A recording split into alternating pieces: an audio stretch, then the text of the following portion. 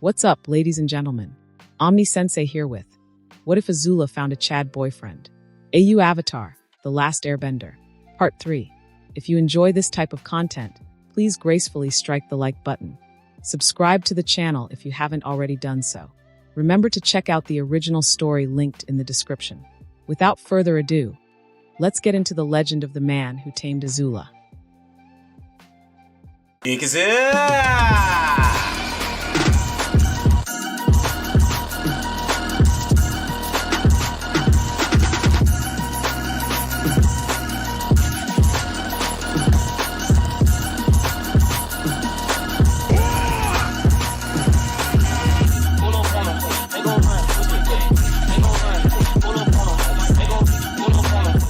Despite the dead of night, the noise outside was thick with activity as the soldiers of the 11th Regiment remained alert.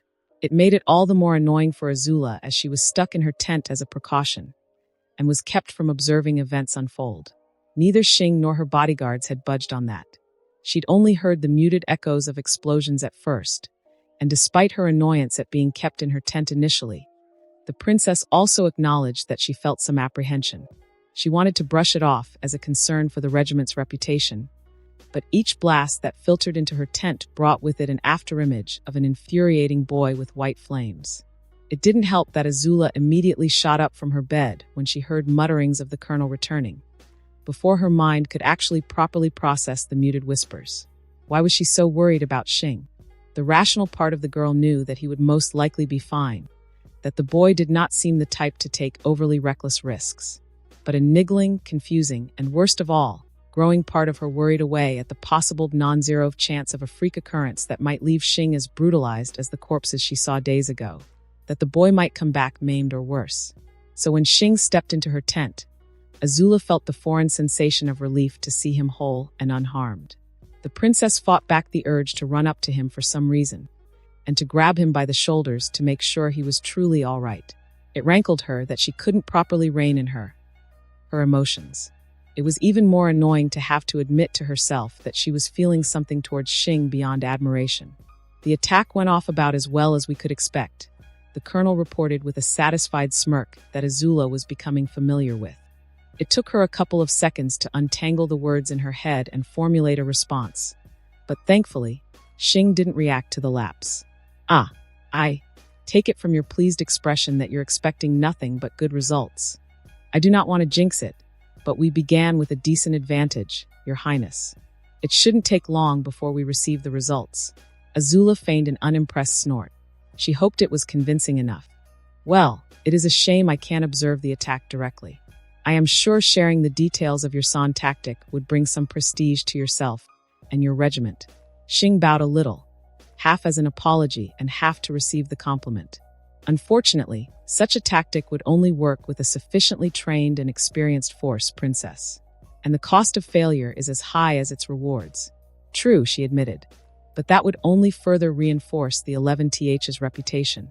Warming to the subject, AZULA gave Xing a coy smile. And don't pretend that you don't care for such things. Xing prestige can serve as a shield against more unlikable tasks in the future. And gaining recognition would allow you an say in determining where the regiment is sent. You are right, of course, princess, the boy replied with a slightly lower bow. AZULA accepted her little win with a smug smile. Silence followed shortly after, and Xing awkwardly filled it before it grew unwieldy. Seeing how there's no news of a retreat yet, it should be safe for you to exit your tent soon, Your Highness. Well, isn't that a relief? AZULA bit back the rest of her sentence and sat back down on her bed as she regarded Xing. A new question formed in her head, one that was heavy and so reluctant to be voiced. It took some effort, but she eventually managed to raise it, almost gasping the words out. Would you wait with me? She almost winced at how soft her voice sounded. It was unacceptably weak. But what's done was done, and nervous trepidation slowly grew in her gut. Xing was caught by surprise, judging from how he reeled a bit, and how his eyes went wide. He quickly recovered, glancing over his shoulders to the tent's entrance, and then staring off into space for a second. Finally, he gave a shrug and a nod. Mosey has the place running smoothly. I suppose if that's what you wish, Your Highness, I will accompany you in your wait. AZULA preemptively crushed the urge to jump with joy at his answer. Good. Please, make yourself comfortable while we await the results of your bold plan. She ignored the boy, rolling his eyes, preferring instead to watch him draw up a stool to occupy. He sat almost ramrod straight, his eyes darting about every other second as if to scour the tent for any secrets. Inevitably, AZULA found herself taking in more details about the colonel. The night raid outfit looked rather dashing on Hino. Not now. I hope Run and Ping make for good counsel, princess? Xing inquired, cutting through the brewing silence. AZULA almost sighed with relief at having a topic to cling on to. Yes, quite so. It is novel to have captains instead of handmaidens. I found their company to be nice. She almost scrunched her face up at how stilted her words were. It was pathetic. She was better than this. Xing nodded as if he hadn't noticed and moved the conversation along. I'm glad that your highness overlooks our below-average etiquette. The princess snorted at that. Please, you are all soldiers, not courtiers. I'm not so delusional as to expect the impossible. Besides, all your officers come from some level of nobility, so their behavior is more acceptable than most. AZULA smirked as she directed an arched brow at the colonel. Like you, for example. I am grateful for your tolerance, princess, he replied drily without missing a beat and gave a shallow bow. Right that you are, she retorted lightly, playing along.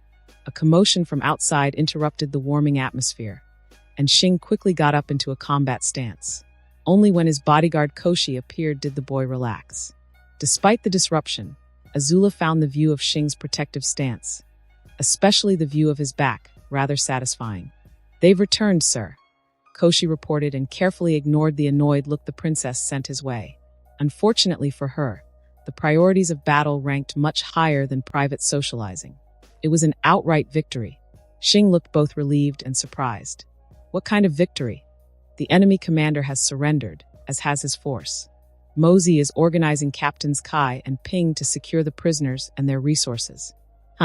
I thought we were supposed to just raise as much as we could before withdrawing. The bodyguard shrugged.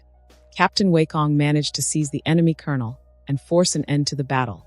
He paused for a moment before deciding to drop in a comment from Run. Apparently, the enemy ranks are almost entirely fresh off the training grounds according to Captain Run and Scout Captain Sungo.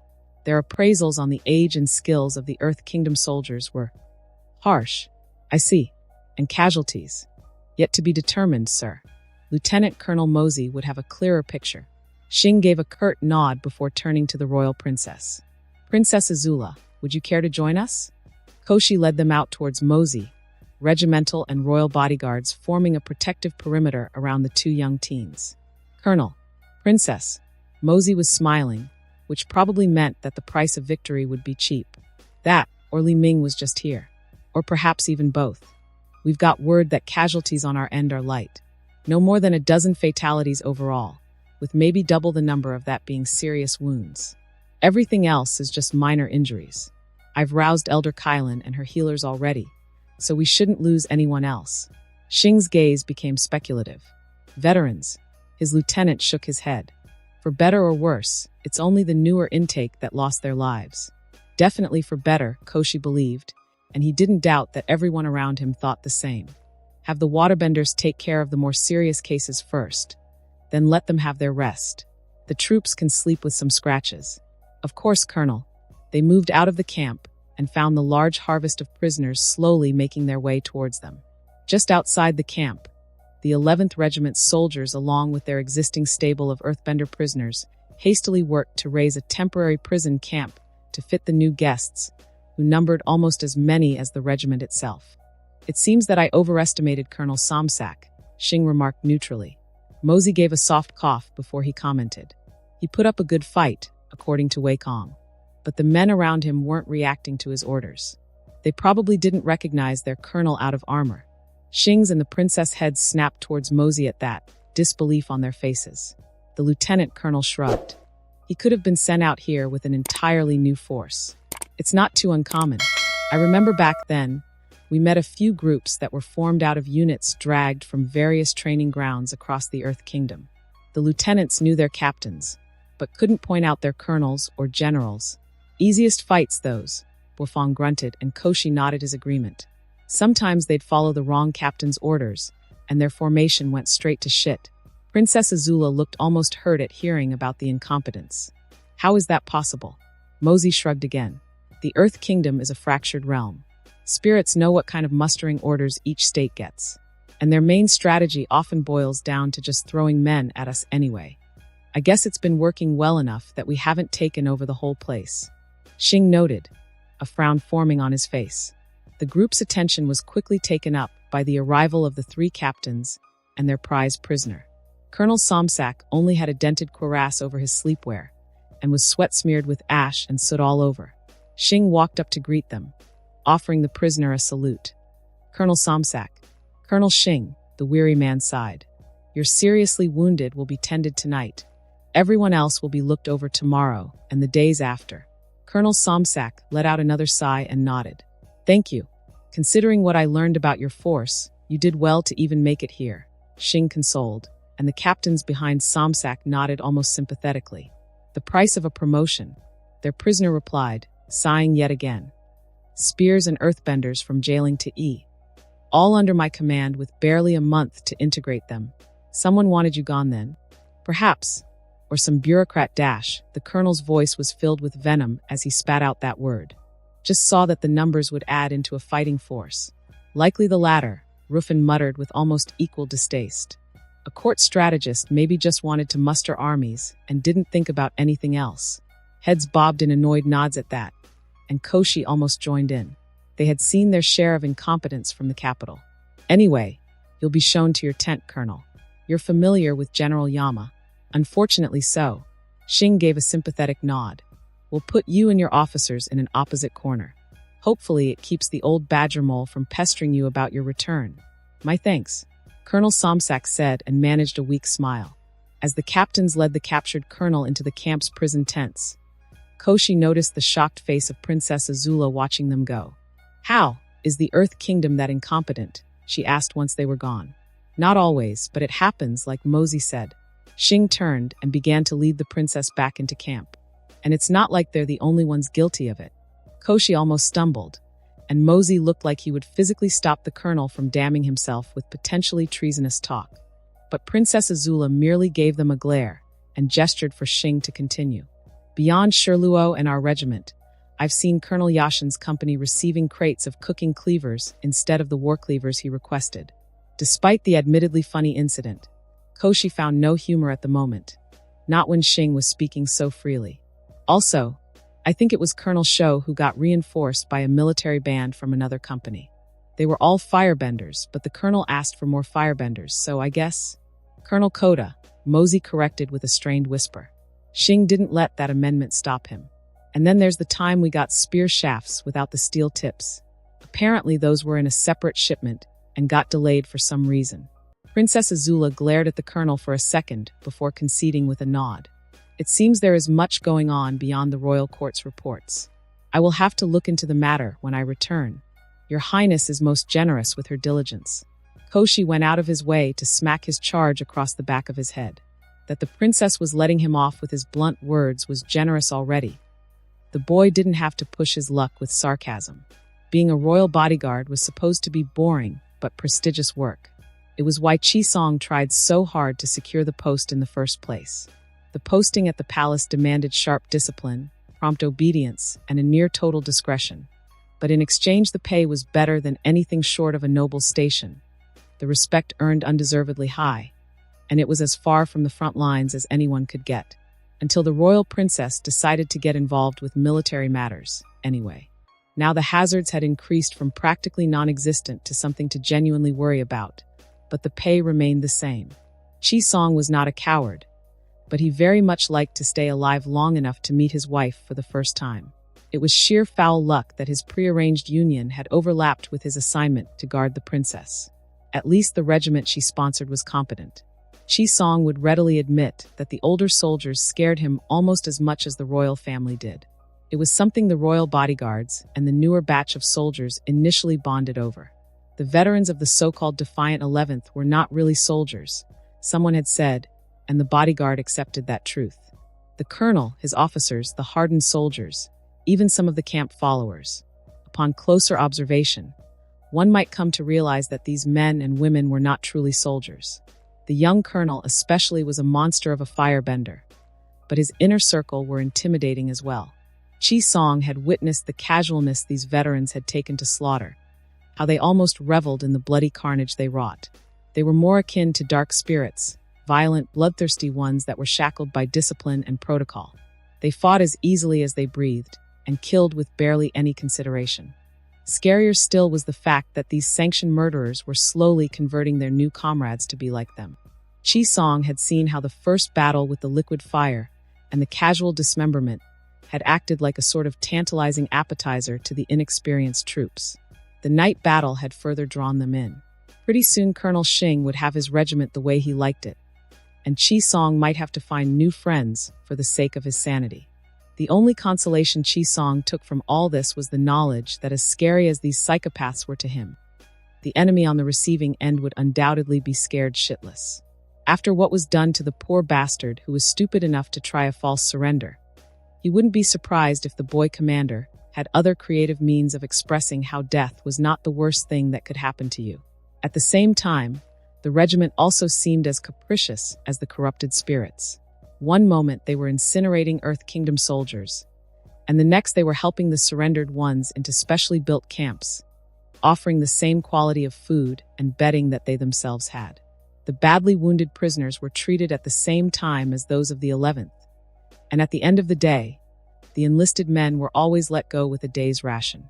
The crazies of the 11th were a close-knit group that cared for those they deemed a part of their group, and that included the prisoners, and the princess and her bodyguards too. It took little time for their stiff salutes to fade into casual greetings, and Chi Song and his colleagues were given considerations like specially reserved side dishes or training tips. After several weeks with them, Chi Song would gladly admit that these murderous dark spirits in human shells were far better peers than even the many colleagues back in the castle. He wouldn't word it like that out loud, of course. The princess was already taken into their lifestyle. The last thing Chi Song needed was to insult the people protecting him, and draw the ire of his charge for insulting her new friends. He wanted to meet his wife, preferably in one piece. The 11th Regiment encountered a few minor skirmishes with the Earth Kingdom in the following days, mostly reinforcements sent to bolster the already defeated army of Colonel Somsak. They were quickly resolved, and the princess didn't even need to be kept in camp in the last one. At the same time, Colonel Xing had freed the enemy commander a few days after chasing off a second unfortunate band of earthbenders. Supposedly, Colonel Somsak and his fellow officers were to take a message back to Qinbao. Chi Song thought that it was more to spare the poor colonel from the vindictive needling by General Yama. That old man was acerbic in his verbal lashings, particularly to the earthbender prisoners he unofficially represented. It often took the intervention of the matronly elder Kylan to shut him up for longer than an hour, or one of the officers of the 11th. Sometimes it felt to Chi Song that the Earth Kingdom should pay the 11th Regiment for hosting that prickly commander. Eventually, just over a month since their landing, Qinbao City came into view, its daunting walls wedged at the intersection of the mouth of a river and the coastline. Out at sea, Chi Song made out the familiar and rather comforting sight of Fire Nation warships, who were undoubtedly blockading the city's port. There was also a large camp flying Fire Nation banners at a distance from the walled city, sitting comfortably along the same side of the river, as if sandwiching the city with the coast. It was from there that the regiment encountered their first friendly soldiers since their march north.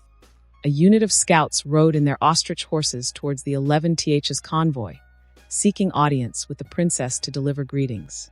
Princess AZULA, General Meng is glad you brought your regiment so quickly. Chi Song almost joined in as the eyebrows of the officers, and even the princess rose at the welcoming message. Colonel Xing did not seem insulted by the lack of acknowledgement, though. If anything, he seemed amused. The regiment followed their guides towards the camp, staying clear of the city as they swerved towards a makeshift bridge to cross the river. The welcoming party was impressive. Chi Song could pick out the rank markings of 1 general, 6 colonels, and a small horde of lesser officers. There was even an admiral there, with his retinue of sea boilers. They were all arrayed in neat lines and fell to one knee as Princess AZULA approached. The scarred general offered a passable salute, but at least had the decency to keep his head bowed. Your Highness, the Northern Army is grateful for your presence. I appreciate the welcome, General Meng. Princess AZULA glanced around the camp, and then made a show of pausing in thought. I see you have a sizable command under you. The Fire Lord has deemed the subjugation of Qinbao a priority. The general rose, and with him the rest of the other officers slowly followed suit. This way, Princess. I will have your troops sent to their allotted grounds. Princess AZULA did not move, and from the way she tensed in front of him, Qi Song could imagine her eyes narrowing into an unamused gaze. I notice you've left out my colonel, General. What? Oh, my apologies. You can follow us too, Colonel. It was subtle, but Qi Song felt the 11th's dark disapproval suddenly simmering behind him. Colonel Xing didn't say anything, but the princess did. Do you have a problem with Colonel Xing, General? The man gave her a glance, before directing an apathetic gaze to the young colonel. I meant no offense to you, Princess, but I've been in this war longer than this colonel here was born. Having a mere child put in a rank of command for the sake of propaganda is foolish, to be frank. There were some uncomfortable shifting from the officers around General Meng, but it spoke more of their nervous agreement to his sentiment. Of course, I find it unnecessarily dangerous to have your highness attached to this stunt as well, being forced to come out here for the sake of appearances. It was rather remarkable how the general sounded both dismissive and considerate at the same time. If I were back at the capital, I would have argued against whoever it is that thought this a worthwhile idea. Maybe some sort of hysteria had set upon the advisors to persuade your father to agree to such a plan. A broken regiment is better to be absorbed by commanders who could use their skill. Colonel Xing had to slightly raise a hand to stop his captains and bodyguards from going for their blades at that point, a gesture that made General Meng smirk. Princess AZULA's head dipped a little, no doubt glaring at the general before her, because the officers around him not too subtly moved out of the way. I chose to support the 11th Regiment and its outstanding colonel because their accomplishments, and the accomplishments of Colonel Xing, were vouched for. The 11th have already seen through several Earth Kingdom armies on the way here. I can assure you that my father's confidence is not misplaced. General Meng's features became condescending and almost pitiful as he shook his head. Your Highness is not versed in war. What you faced were likely roving bandits or peasant mobs. Once we begin the siege, you will see what a proper Earth Kingdom army looks like. The officers of the 11th did not like that at all. The princess liked it even less. One did not call Princess AZULA a liar, whether she actually did so or not. I know the differences between conscripts and enlisted soldiers, General, she managed to say evenly.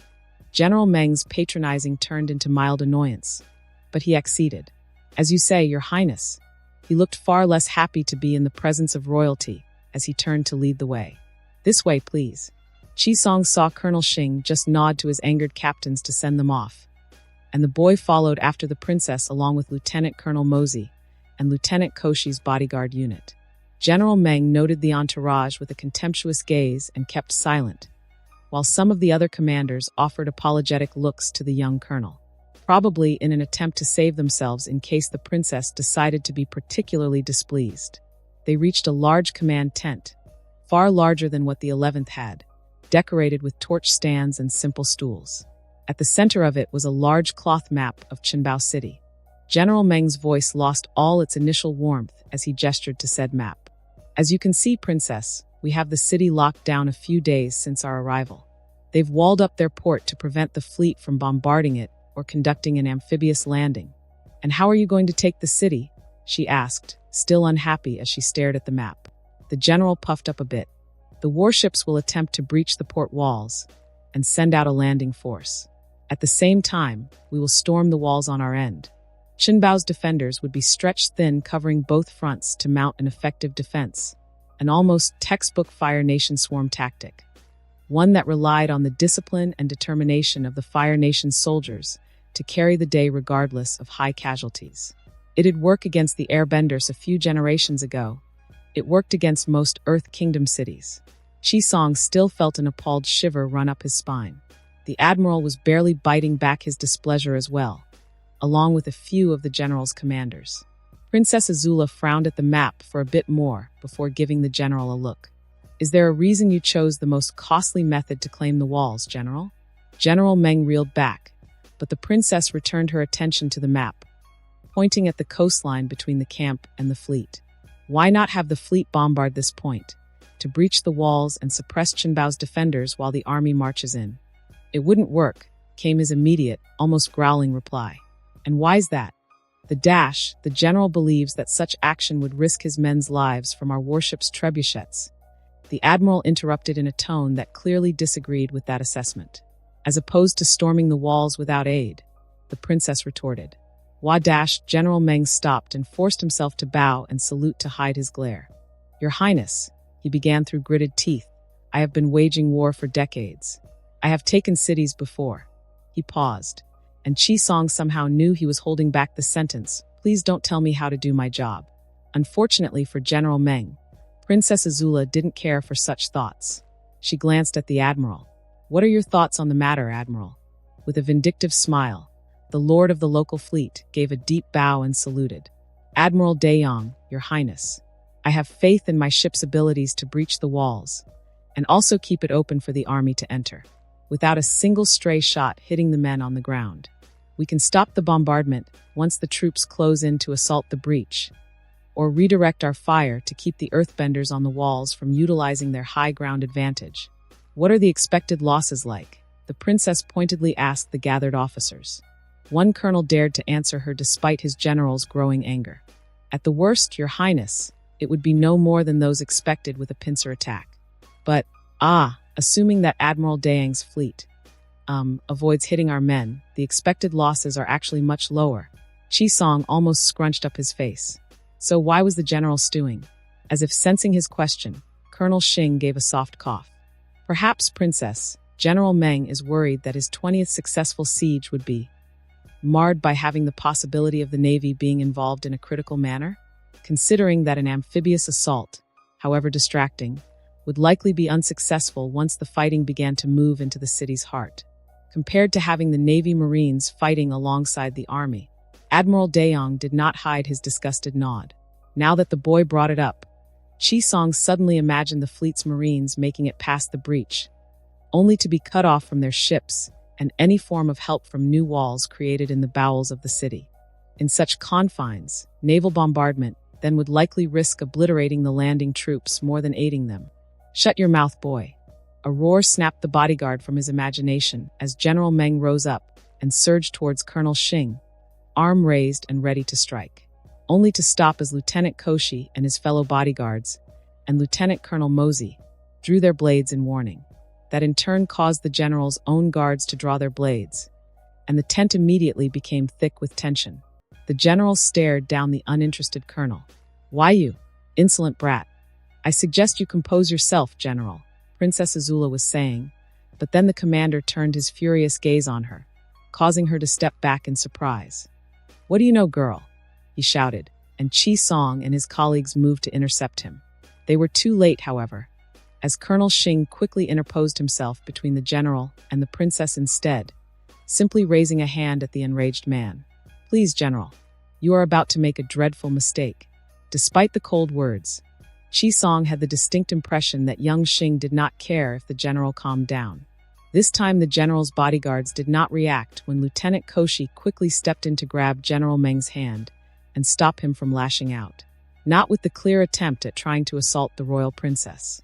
The general yanked his hand free with a furious snort and then glanced around at the room. Only then did he regain some composure as the gravity of his tantrum set in, though he still clearly simmered with rage. Colonel Xing spoke up again, this time to interrupt the angered princess.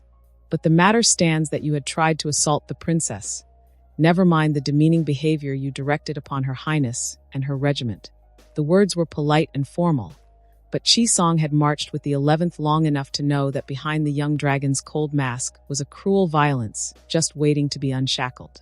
For that, I challenge you to Agni Kai, on Princess AZULA's behalf, he finished, and then turned to the princess, whose anger quickly turned into a dark smirk as she nodded her agreement. General Meng, the stupid fool, accepted gladly with a savage grin of his own. Qi Song doubted there'd be anything left of him to bury. After the disaster with the defiant 11th, sneaking back into Qinbao was easy enough to do for the paltry remains of the army. General Wenli's pitiful state garnered nothing, but disgust once tales spread about how he earned it. If not for the bonds of family, the man would have been left to starve to death in the streets for his disgraceful crime. Instead, Dukley had his brother kept in a secluded corner of his estate and publicly forgot he ever existed. The least favored servants were assigned to care for him, with the barest of resources expended to meet familial obligations. Tanwa was glad that Wenli had no family of his own. Such dishonor tended to haunt such innocence for a long time. Everyone quickly moved on from that ugly episode. Tanwa was busy fine-tuning the details of Chunbao's defenses with the others when a messenger from the enemies outside requested an audience. Ominously, the messenger was a soldier from the 11th, distinct with her veiled helmet and thick brigandine. The rumors about Tanwa's and Wenli's defeat had given the lone woman an aura of dread that caused everyone in court to stay as close to the walls as they politely could. Tomorrow evening, a formal Agni Kai will take place to settle a matter of honor between General Meng of the Northern Army and Colonel Xing. On behalf of Princess AZULA, mutters immediately broke out in the court, with even Dukley turning to his closest advisors. Princess? Tanwa's memories flashed back to an imperious-looking girl, out of place amongst the trained killers. That was the 11th. That was the Fire Lord's daughter? He'd thought her a noble's daughter, maybe the sister of the young dragon. And an Agni Kai. It'd mean a grave matter of honor, if the general remembered correctly. But was it important enough to send a messenger over? With the approval of Her Royal Highness, Colonel Xing has extended an invitation to the honorable defenders of Chunbao to serve as impartial witness to the duel. All courtesies will be extended to those accepting the invitation, and no harm will befall the guests. That was a lot to unpack there. The messenger's voice took on a lighter, more amused tone.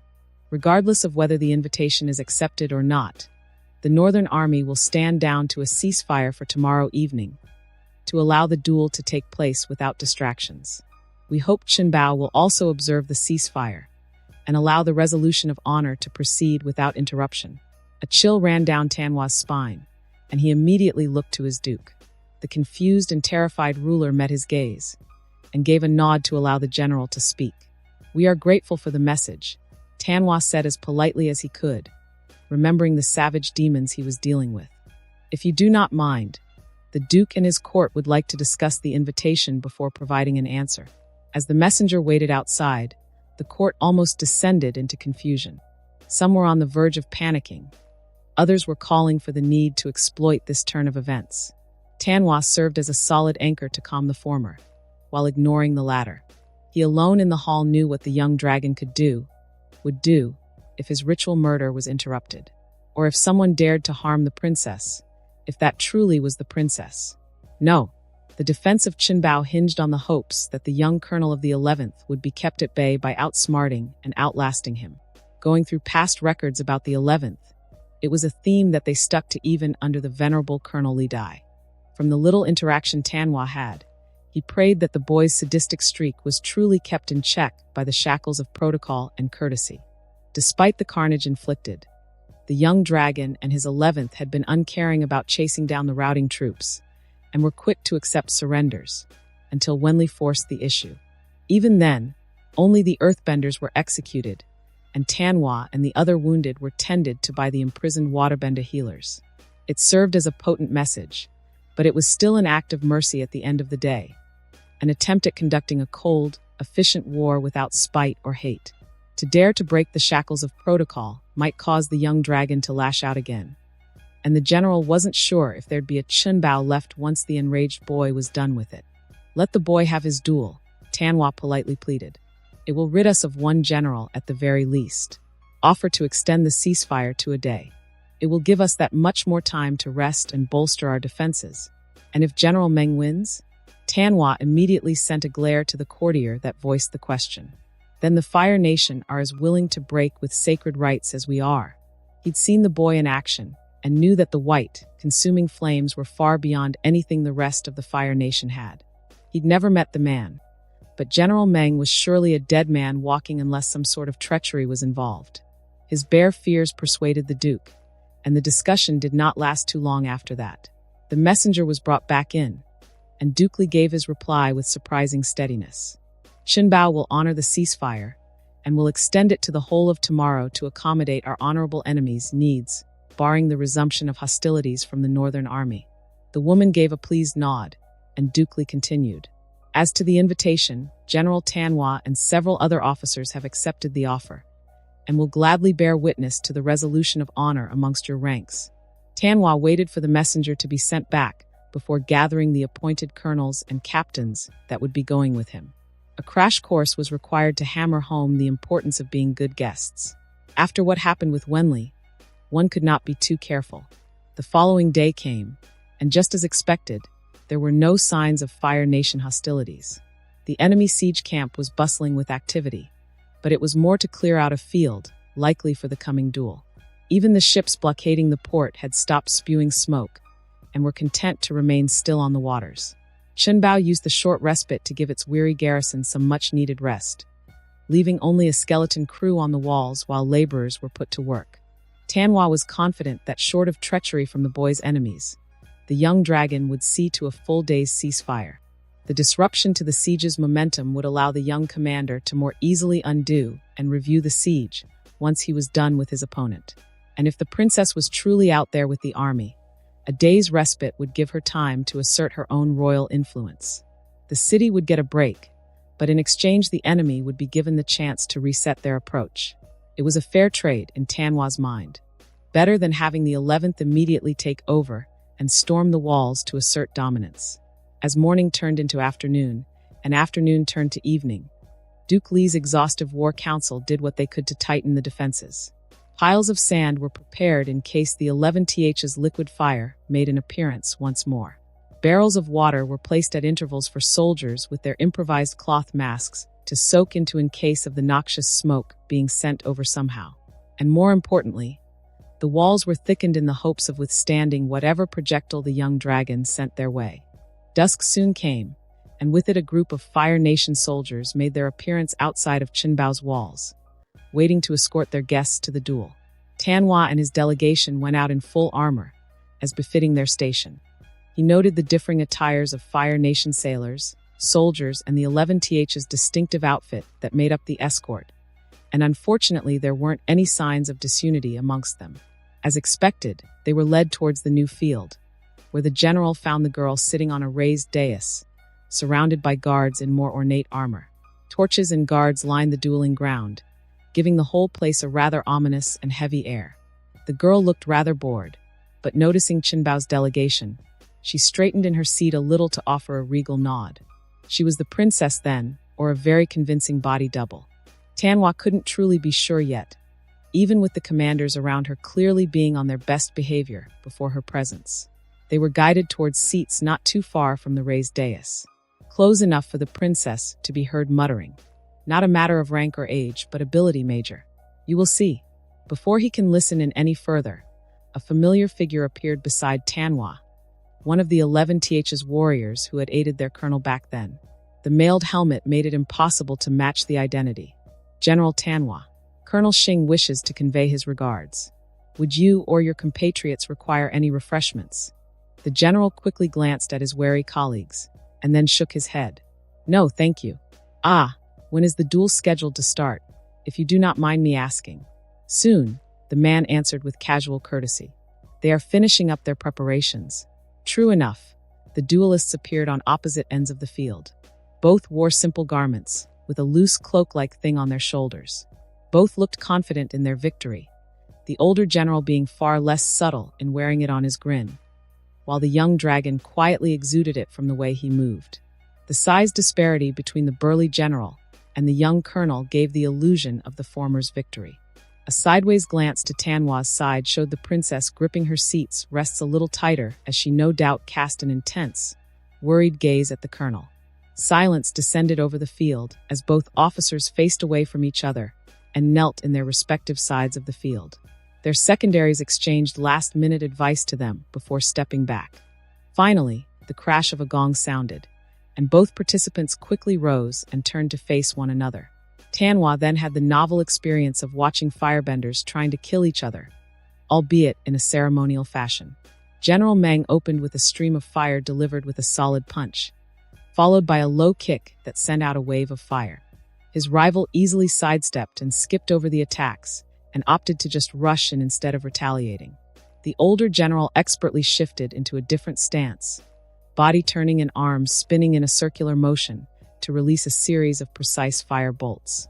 The young dragon ducked and weaved through the barrage, and the guards behind him acted quickly to disperse the stray bolts with their own bursts of flame. Tanwa watched intensely as the boy leapt in the last few yards and twisted impossibly to avoid a stabbing hand knife from his opponent. At the same time, his legs flew out, using the twisting motion to drive home a downward kick onto General Meng's left shoulder. If not for the latter's reflexes, the strike would have seen Shin connecting to Skullcap in a potentially stunning blow. Instead, the general quickly backtracked from the glancing hit, his left arm twitching. "Do you yield?" the colonel loudly asked, standing boldly before his opponent. "No," General Meng shouted, and spun low to kick another wave of fire towards Colonel Xing, which was promptly dodged. "Is this a firebending duel?" Tanwa asked the soldier standing beside him, and earning a slow nod in response. "The goal of an Agni Kai is to be the first to burn your opponent. Then why isn't your colonel firebending?" He could hear the frown in the reply. His manner of fighting is not suited for ceremonial fights like this. Tanwa remembered the carnage the white flames left behind, and glanced at the spectators around him. Potential collateral, not something you want in a duel. Back in the dueling ground, the young dragon was slipping through each and every gout of fire from the general. In a possible show of contempt, he was not even utilizing his white fire to redirect the attacks. The smaller colonel closed the distance once more, this time by spinning past a stream of flames and lashing out with an elbow to General Meng's chest. The man stumbled back, and once more the boy stood straight and proud. "Do you yield?" "No, you cocky little shit," roared the general as he quickly leapt to his feet and, with a blast of flame from his feet, charged at his opponent. An intense barrage followed, which Colonel Xing avoided with ease. But he was still sent flying back by the double fists obfuscated by the flames. Smoke trailed and marked the boy's flight and tumble, but he quickly rose, showing no signs of charring on his skin. The general must have not expected to land a hit so quickly to muster his flames, Tanwa speculated. "Do you yield?" General Meng taunted, earning a smirk from the boy.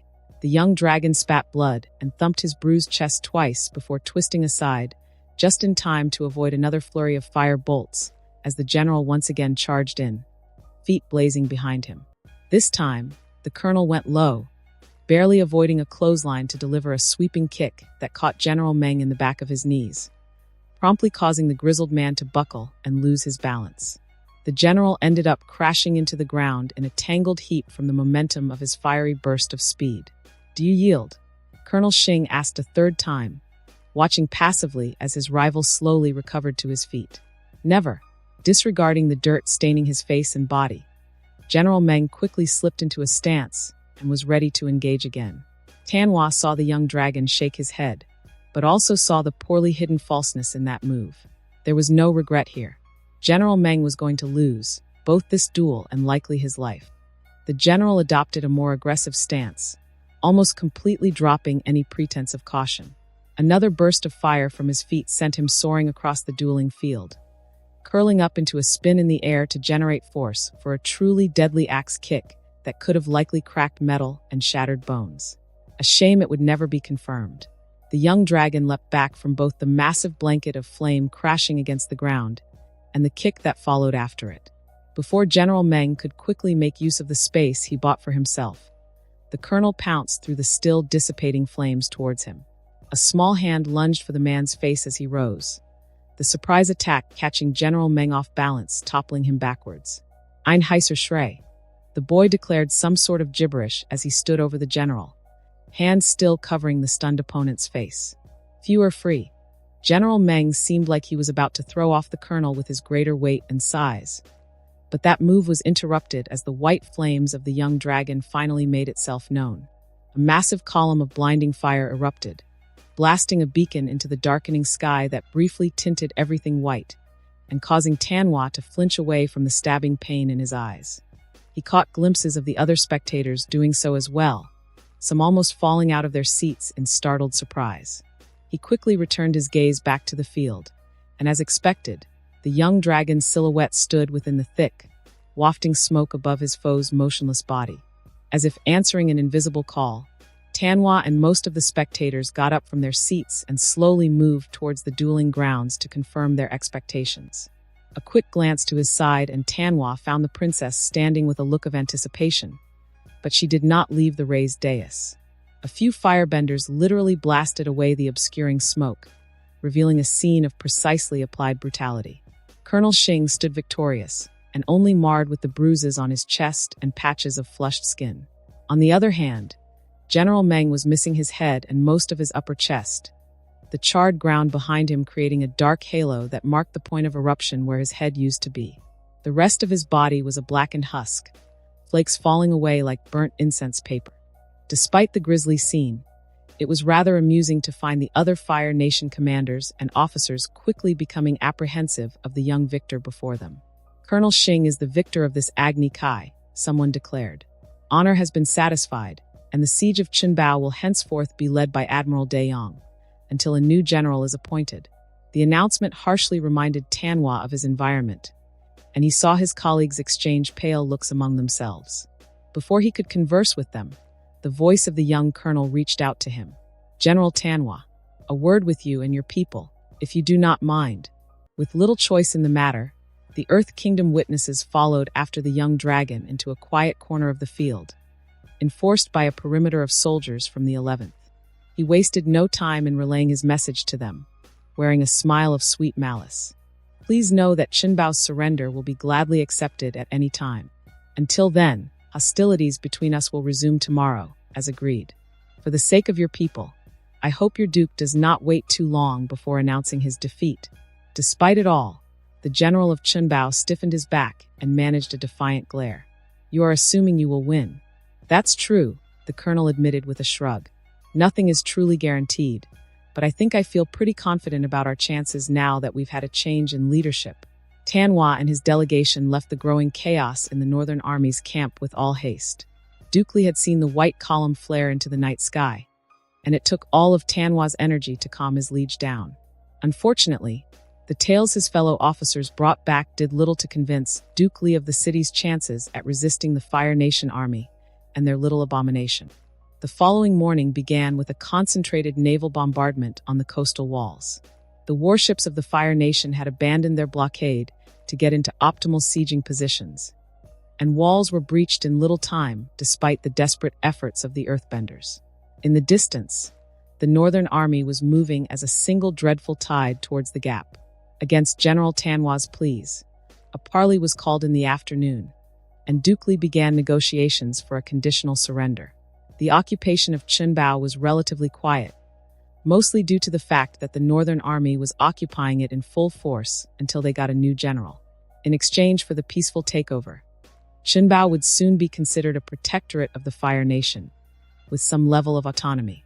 Duke Li would remain in nominal control of his city, and would continue to do so when an overseer was sent over from the colonial ministry, while taxes would be lessened in exchange for the Fire Nation Navy's use of its port.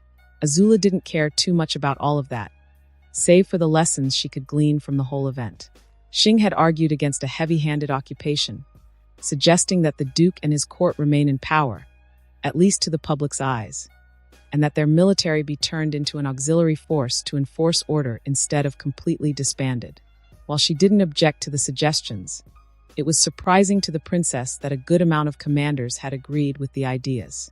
Thinking a little more about it, they probably didn't want to be stuck in garrison duty, and Earth Kingdom collaborator governments were not a new phenomena.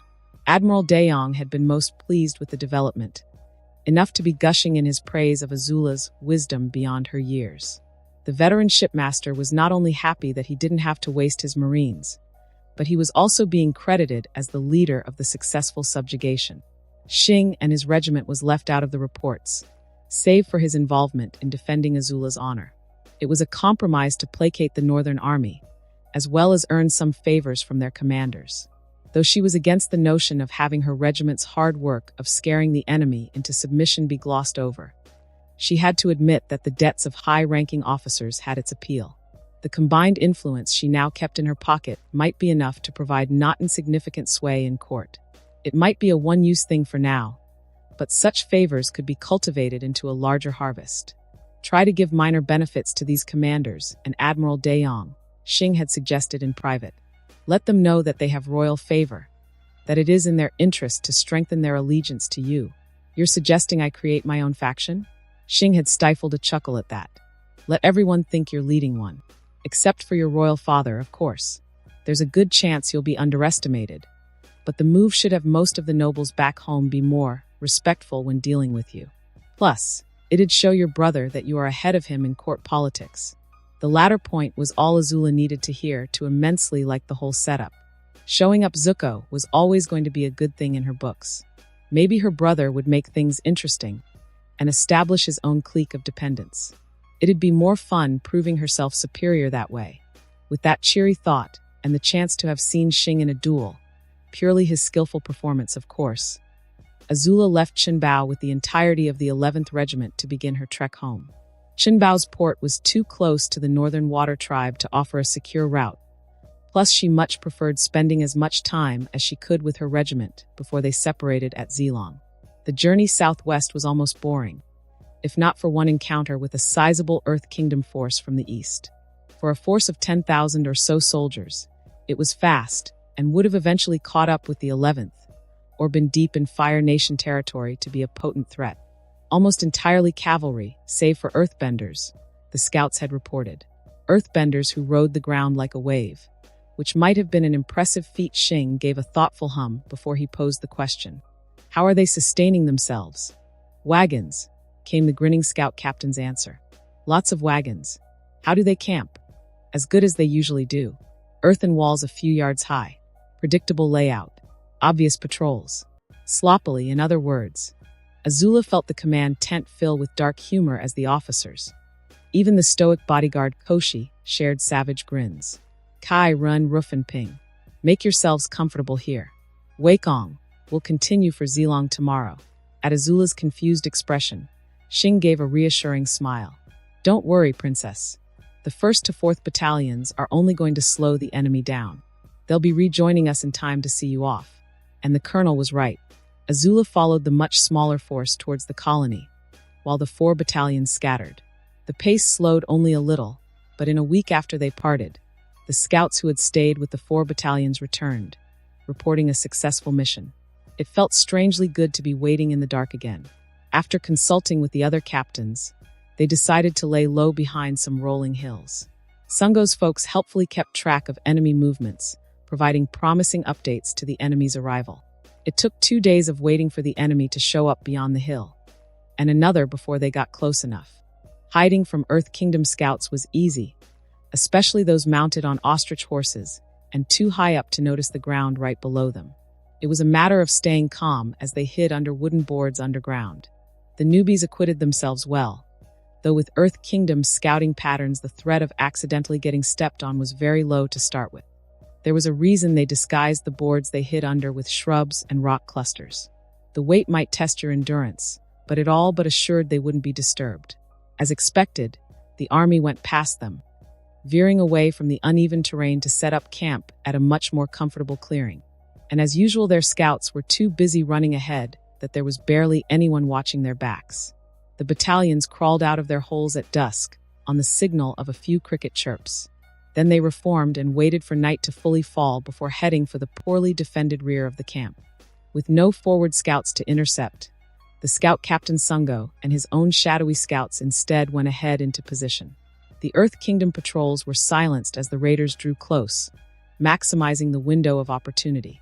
Kai and his comrades climbed the walls in silence and clung to the shadows once they landed on the other side. Firebenders focused on the torches and lamps nearby to slowly and subtly dim their lights. Compared to blasting away at rock, the exercise was a simple but tedious chore of concentration. Cricket chirps told the captain that more patrols had been silenced. Their window was slowly closing, but there was still plenty of time.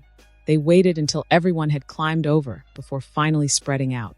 Run and Ruffin would take the tents of the rank and file, while Kai would lead his men and women as deep into the officers' area, and Ping would take care of the supplies and stables. Kai felt a little bad at not giving the enemy a chance to at least parley, but he understood the necessity of what he was about to commit.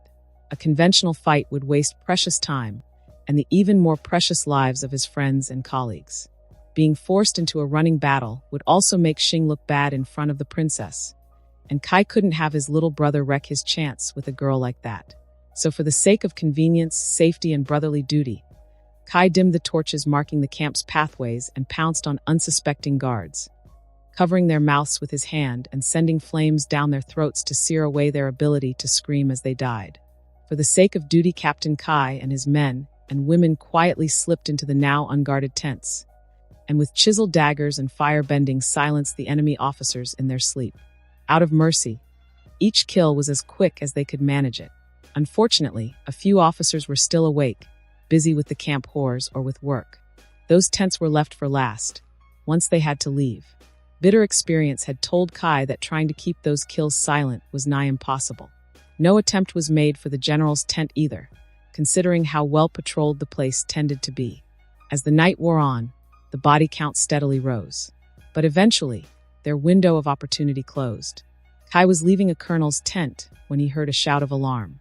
Someone woke up, or a patrol had stumbled across the bodies. It didn't matter. The result was the same.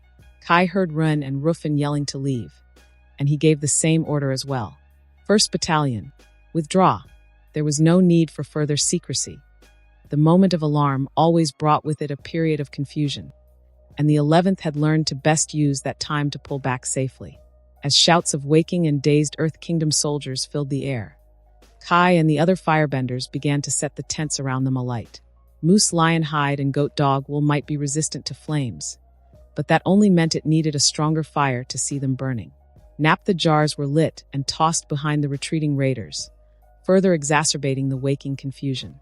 While the defenders stumbled out in blind panic, a huge blaze erupted in one corner of the camp as ping compromised the enemy's food and water. Explosion heralded the breaching of the camp walls, and a cacophony of caws told Kai that the ostrich horses were being scared out the breaches. Kai stayed to make sure his battalion was fully accounted for and organized their extraction, all the while keeping a lookout for his fellow captains.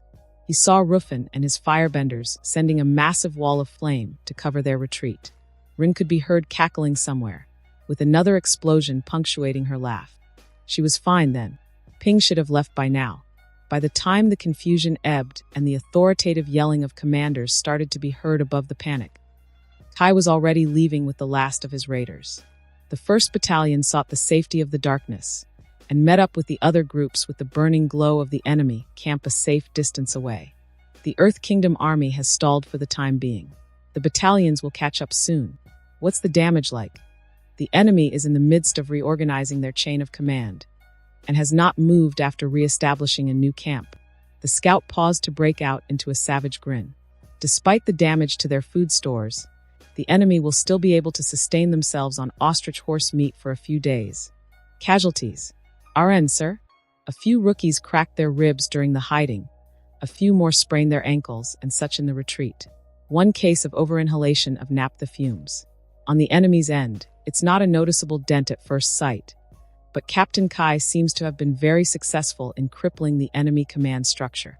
The report was heartening indeed, and AZULA felt a surge of pride and relief that the tactic had been an overwhelming success. Xing gave her a silent look, and the princess took the cue to nod at the scout. My thanks, scout, and well done. Go get some rest. Thank you, your highness. The man snapped a sharp salute and bowed deeply before leaving the tent. Will we wait for the others to catch up? AZULA asked, turning to Xing and Mosey. The latter shook his head curtly even as the former answered her. Better not to, princess. It's good practice to keep moving and only stay camped for as long as we need. The battalions will make their way to us in time. It's also good training for the newer soldiers to get accustomed to being mobile. A shame. The princess was beginning to miss the company of Run and Ping, but she understood Xing's caution. Also, the smaller band of soldiers meant she got to SE, had to endure Xing's company far more often than usual. Not that it was that good a thing. The 1st Battalion to join up appeared a day later. Surprisingly, Ping's battalion was heralded by a thunder of claws as each and every one of the soldiers were riding an ostrich horse. Captain Ping, 4th Battalion, reporting. The cheery captain leapt off her mount and landed into a bowing salute before a slightly surprised AZULA. It's good to see you back, Ping, the princess said ahead of Xing, ignoring the mild breach of protocol. And surprising herself, Azula found that she meant it. Ping replied by standing straight and opening her arms wide. In a few steps, she quickly embraced the princess in a tight hug. "I hope your sleep remained undisturbed, Your Highness." "I do not have trouble sleeping," Azula quickly retorted as she, not at all reluctantly, broke away from the hug. "But your absence was notable." Ping gave a short giggle before glancing at a mildly amused Xing. "Why didn't you take over, sir?" she asked, and his amusement vanished into a tight smirk. "I was no dash. I do not need Xing's company," Azula answered with some haste. She cleared her throat before defending her decision. "It would be unseemly to have a peasant, even an officer, to stay in my tent." Azula immediately knew she used the wrong words when Ping's bright face sharpened into a devilish grin. "Oh, so Xing needs to be a noble before he's allowed to spend the night?" The princess glared at the captain, and then turned her gaze towards the coughing bodyguards behind her. "Captain, please apologize for teasing the princess." Much as she liked the woman, Azula only forgave the slight after Ping pleaded with a comforting hug. Thankfully, no further mention of the incident was brought up when the others returned a couple of days after. Rin would have been intolerable otherwise. The regiment, now whole again, reached Zilong, and the town threw a truly gratifying welcoming party on their arrival. The one-armed Governor Day led the cheers, and Azula had to admit a feeling of elation at having so many people smiling as they chanted her name so eagerly. She was also gracious enough to feel pride at hearing them cheer the defiant 11th and its young dragon. Azula also had to admit that the parting at the docks days later stung deep into her core. Unfortunately, Xing and his regiment would resupply and await new orders, while Azula took the ship back to the capital to report on her advent observation. She forced on herself a regal, aloof mask as Xing and his officers saluted and bowed before her. The mask threatened to crack when Run and Ping gave her one final hug. "I promise to ensure the 11th will not disappoint your faith in us, Your Highness." The princess sniffed and nodded at the bowing colonel. "I'm sure you won't. I will do what I can to keep your orders reasonable."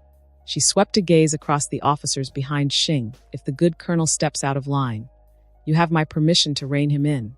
"Yes, Your Highness," they responded as one, and Azula took some satisfaction in seeing the colonel shift slightly out of mild annoyance. She glanced to the ship waiting for her, already feeling the bite of pining for the dirty security of the regiment on the march. Azula then turned back to the officers and let out a sigh. Then, with a determined huff, she walked over to a still-bowing Xing. The young colonel looked up, and Azula grabbed him by the collar to yank him towards her. She quickly leaned in and pressed her lips against his cheek. "An incentive for you to do your best. Do not disappoint me." I won't, Your Highness." "Good." With that, the princess quickly turned and double-timed it for the ship. She pointedly ignored the looks the officers were giving their colonel, or the ones that flashed on her bodyguards' faces before she glared at them. She glared at the ship's captain too, just for good measure, and marched straight for her cabin. As she locked the door behind her and buried herself on her bed, Princess Azula finally allowed herself to scrabble at her head and berate herself for doing such an unbecoming thing in public. Then she spent the rest of the journey reminiscing on how warm Xing's skin felt against her lips, and how nice it was to see him so pleasantly surprised. That persistent memory made her subsequent nights more comfortable, far more comfortable than Ren's and Ping's presence had been.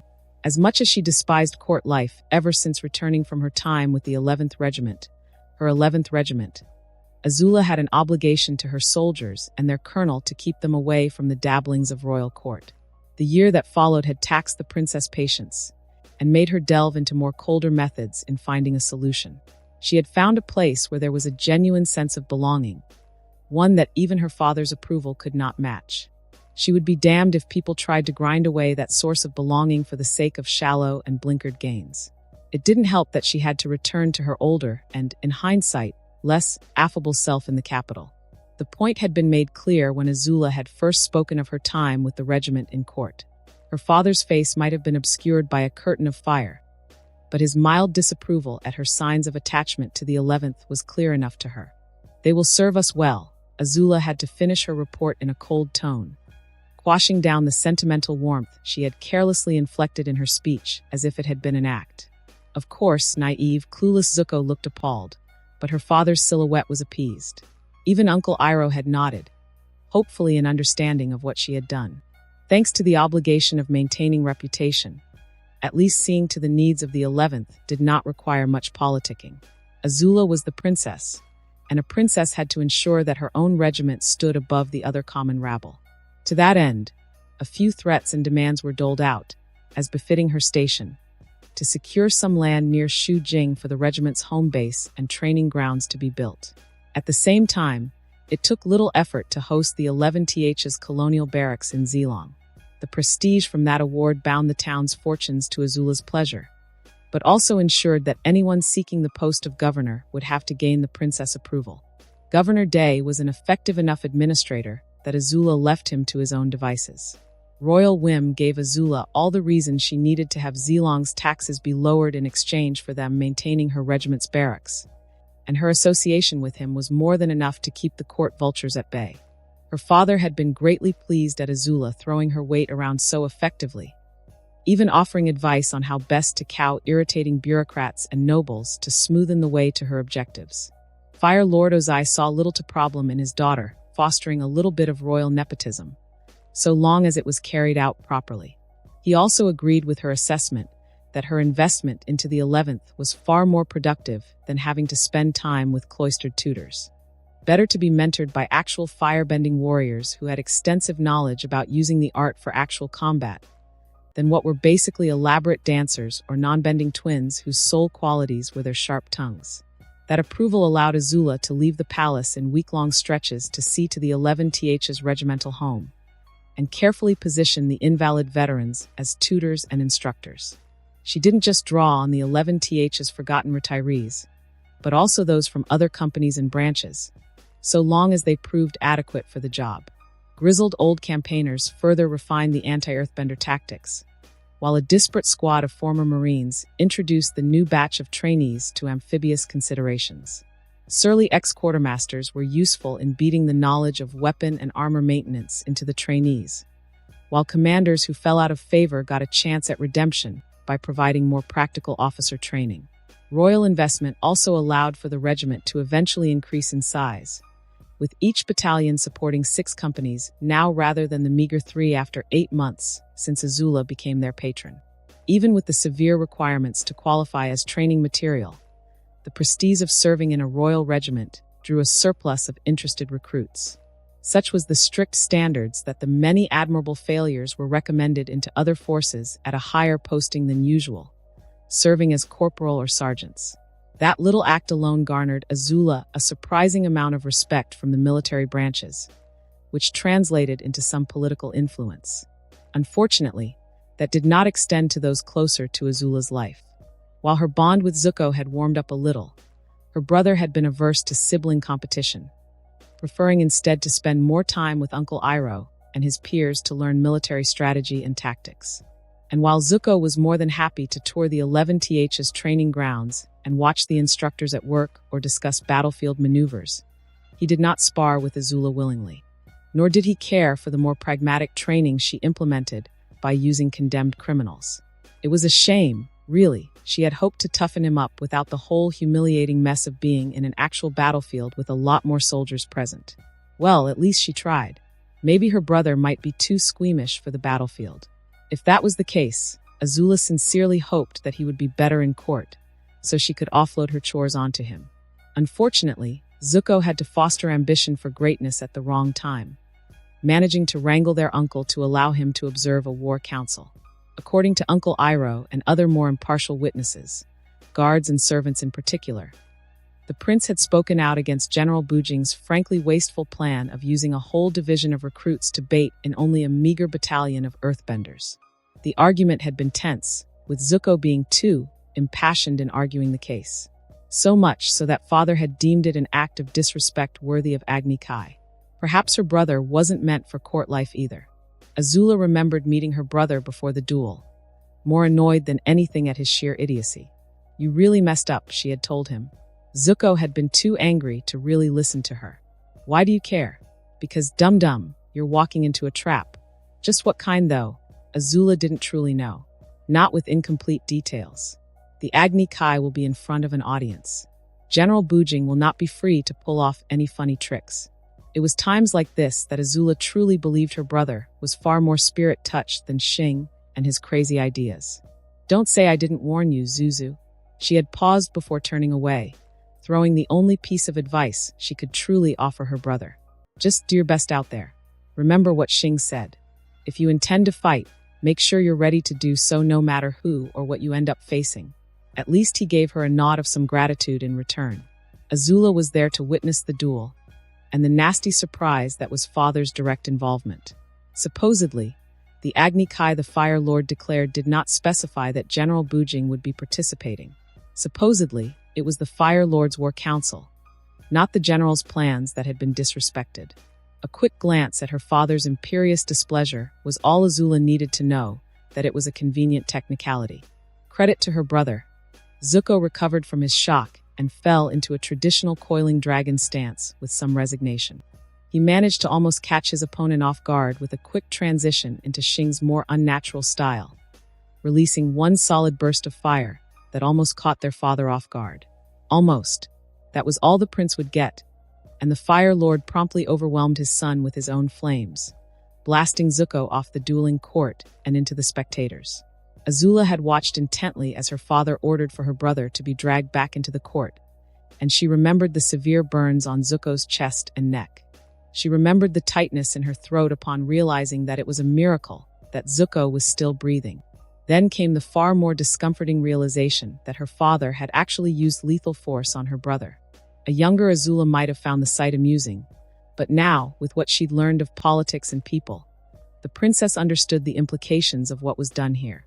There should have been humiliation inflicted on Zuko for his disrespect, but not to the extent of an attempted murder. The Fire Lord almost killed the Crown Prince in front of an audience.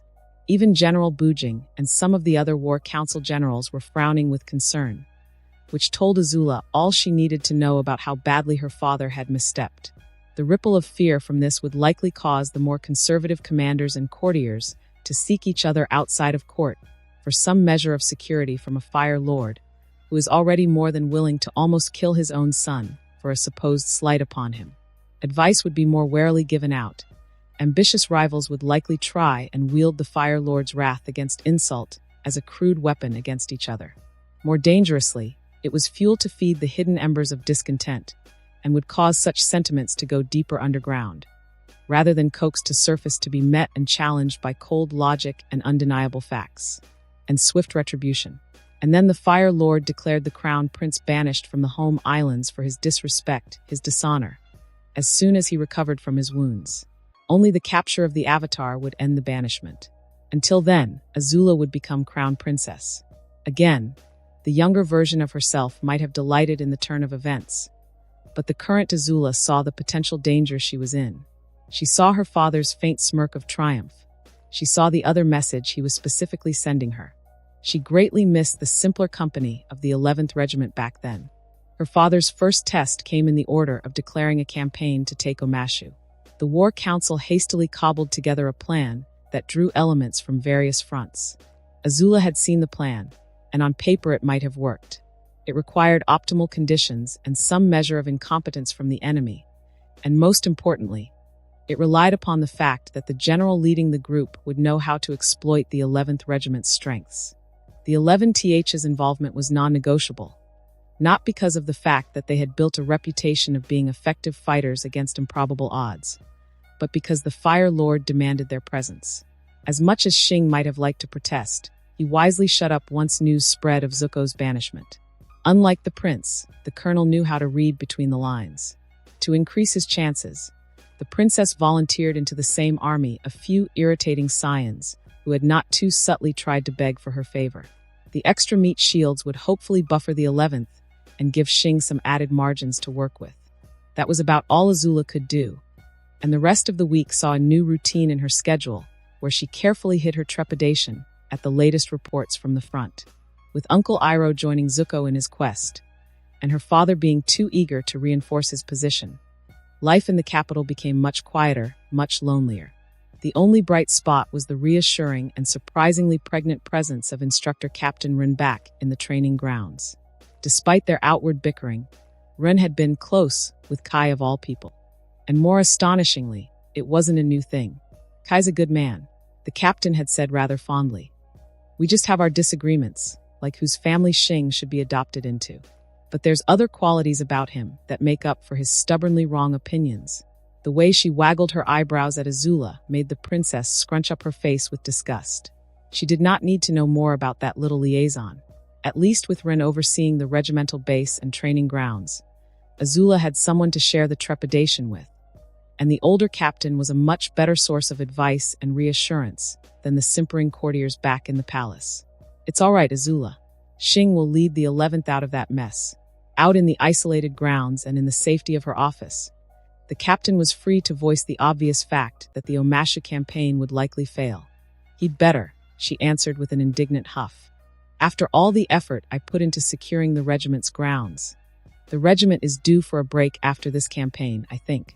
I'll make sure Xing hosts an appropriately lavish housewarming ceremony for this base once they all return.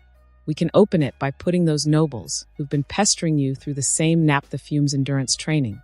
The princess smirked at the image of all the overconfident fools being locked in a shed full of burning shit. That's a start. Ren's eyes took on a mischievous gleam. I could convince Xing to do a fire dance for you. Almost immediately the image of a sweaty, bare-chested Xing flashed through AZULA's head, and she quickly shoved it aside for later review in favor of directing a glare at a snickering Ren. It's just a suggestion, and an unamusing one. Xing's lack of grace in a public dance would humiliate him, and by extension AZULA. She wouldn't mind if he took the dance to her room for a private viewing, though. The second force is approaching from the northeast, right on time. Through the forest? Yes, sir. Send the order then. Scout Captain Sungo saluted and quickly left the tent, and a mildly annoyed Xing turned to Mosey, doing his level best to restrain himself from leaving the camp and taking care of things personally. We were talking about casualties. Yes, Colonel, Mosey curtly replied. Captain Kai and Lieutenant Toshi led a successful ambush, but there were significant casualties sustained. Between the 1st and 2nd battalions, the number of fatalities and those close enough to count as such are just under 50, while the living wounded are about 150. The young colonel's growing annoyance became a bit more tangible. How much time did it buy us? No more than 2 days, the deputy replied without hesitation. Enough time for us to slip through.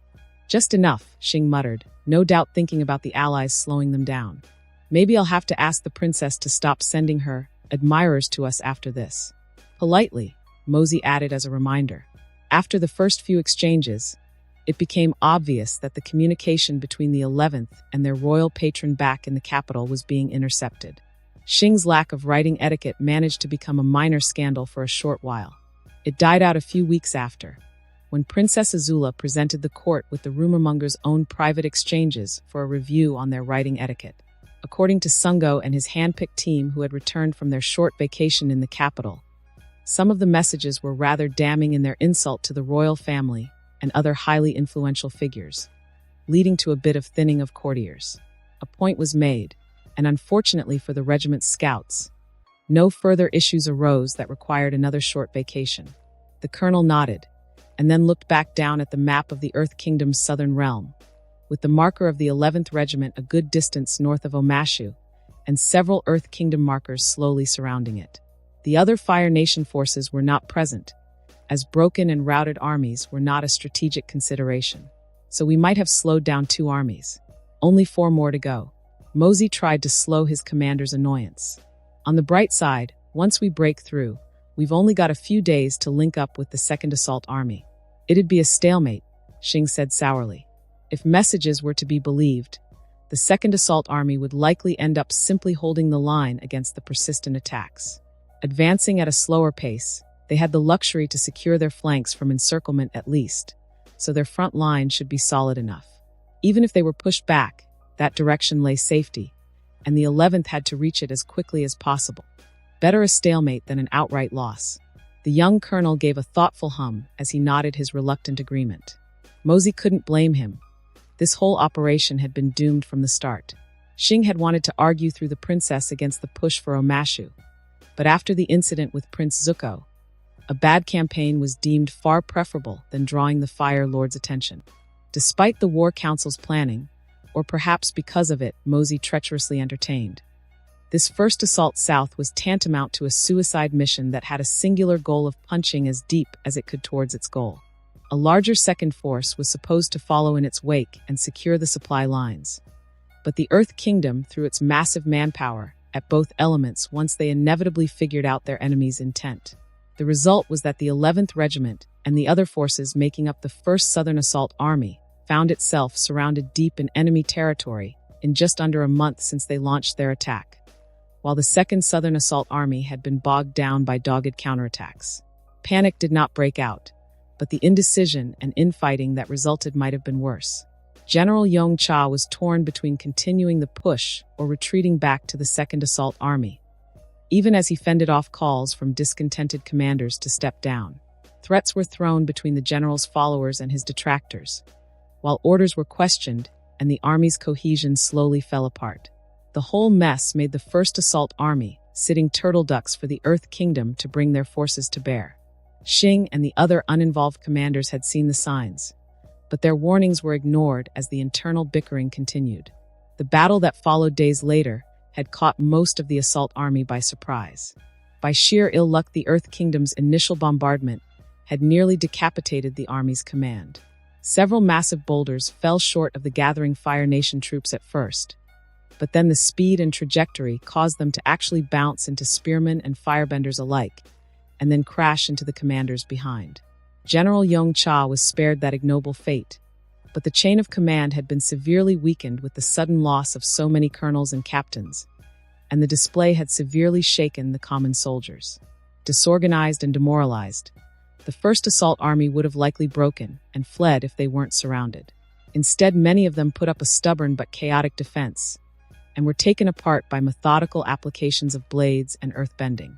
Mosey remembered the 11th and its new friends in the 26th, 44th and 51st Companies doing their best to salvage the situation and secure a corridor to retreat, but it had still been a costly thing. The brave 51st had been nearly wiped out trying to hold a flank by itself, while the 26th and 44th managed to bring other panicking elements under their banners in their escape north. General Yong Cha had died fighting, pincushioned by rocky spikes alongside the officers who had opposed him. Ruffin had reported that their bodies were surrounded by a pile of charred earthbenders and common Earth Kingdom soldiers, dragging an impressive amount of the enemy with them. Thankfully, Xing's flames secured the 11th's relatively safe escape, but the regiment also found itself stuck with a larger group of disorganized Fire Nation soldiers. Several elements were completely leaderless, while those few colonels and captains that made it with the 11th struggled to come to terms with their defeat. Mosey had watched as Xing quickly imposed his rule over the aimless, panicking men. He challenged 6 feckless captains and colonels, and only left them with broken arms at worst, to secure singular, if somewhat tentative, command of the bloated force. Xing had command over almost 9,000 men, but most of them were useless for what he needed right now. The stragglers made for decent frontline troops, but only for conventional battles, basic scouting, or foraging parties. That unfortunately meant that it was up to the 11th's battalions and specialists to carry out effective stalling tactics. Xing couldn't trust the outsiders anyway to reliably burn down forests or lay the right kind of ambushes. And the 11th would not be the ones to use fodder tactics, even burdensome allies. What probably rankled Xing more was that a few of the officers now stuck with him were fresh-faced volunteers who were here in an attempt to impress the princess. She'd assigned them to work with the 11th as a consolation, whatever that meant. Most had been gracious enough to cede command to him after witnessing the brutal 1-on-6 beatdown, but a few young commanders only begrudgingly obeyed the even younger colonel of the 11th. Thankfully, that was all Xing needed from them, though it might have been far more productive to simply leave the disparate groups behind as bait to buy the regiment more time.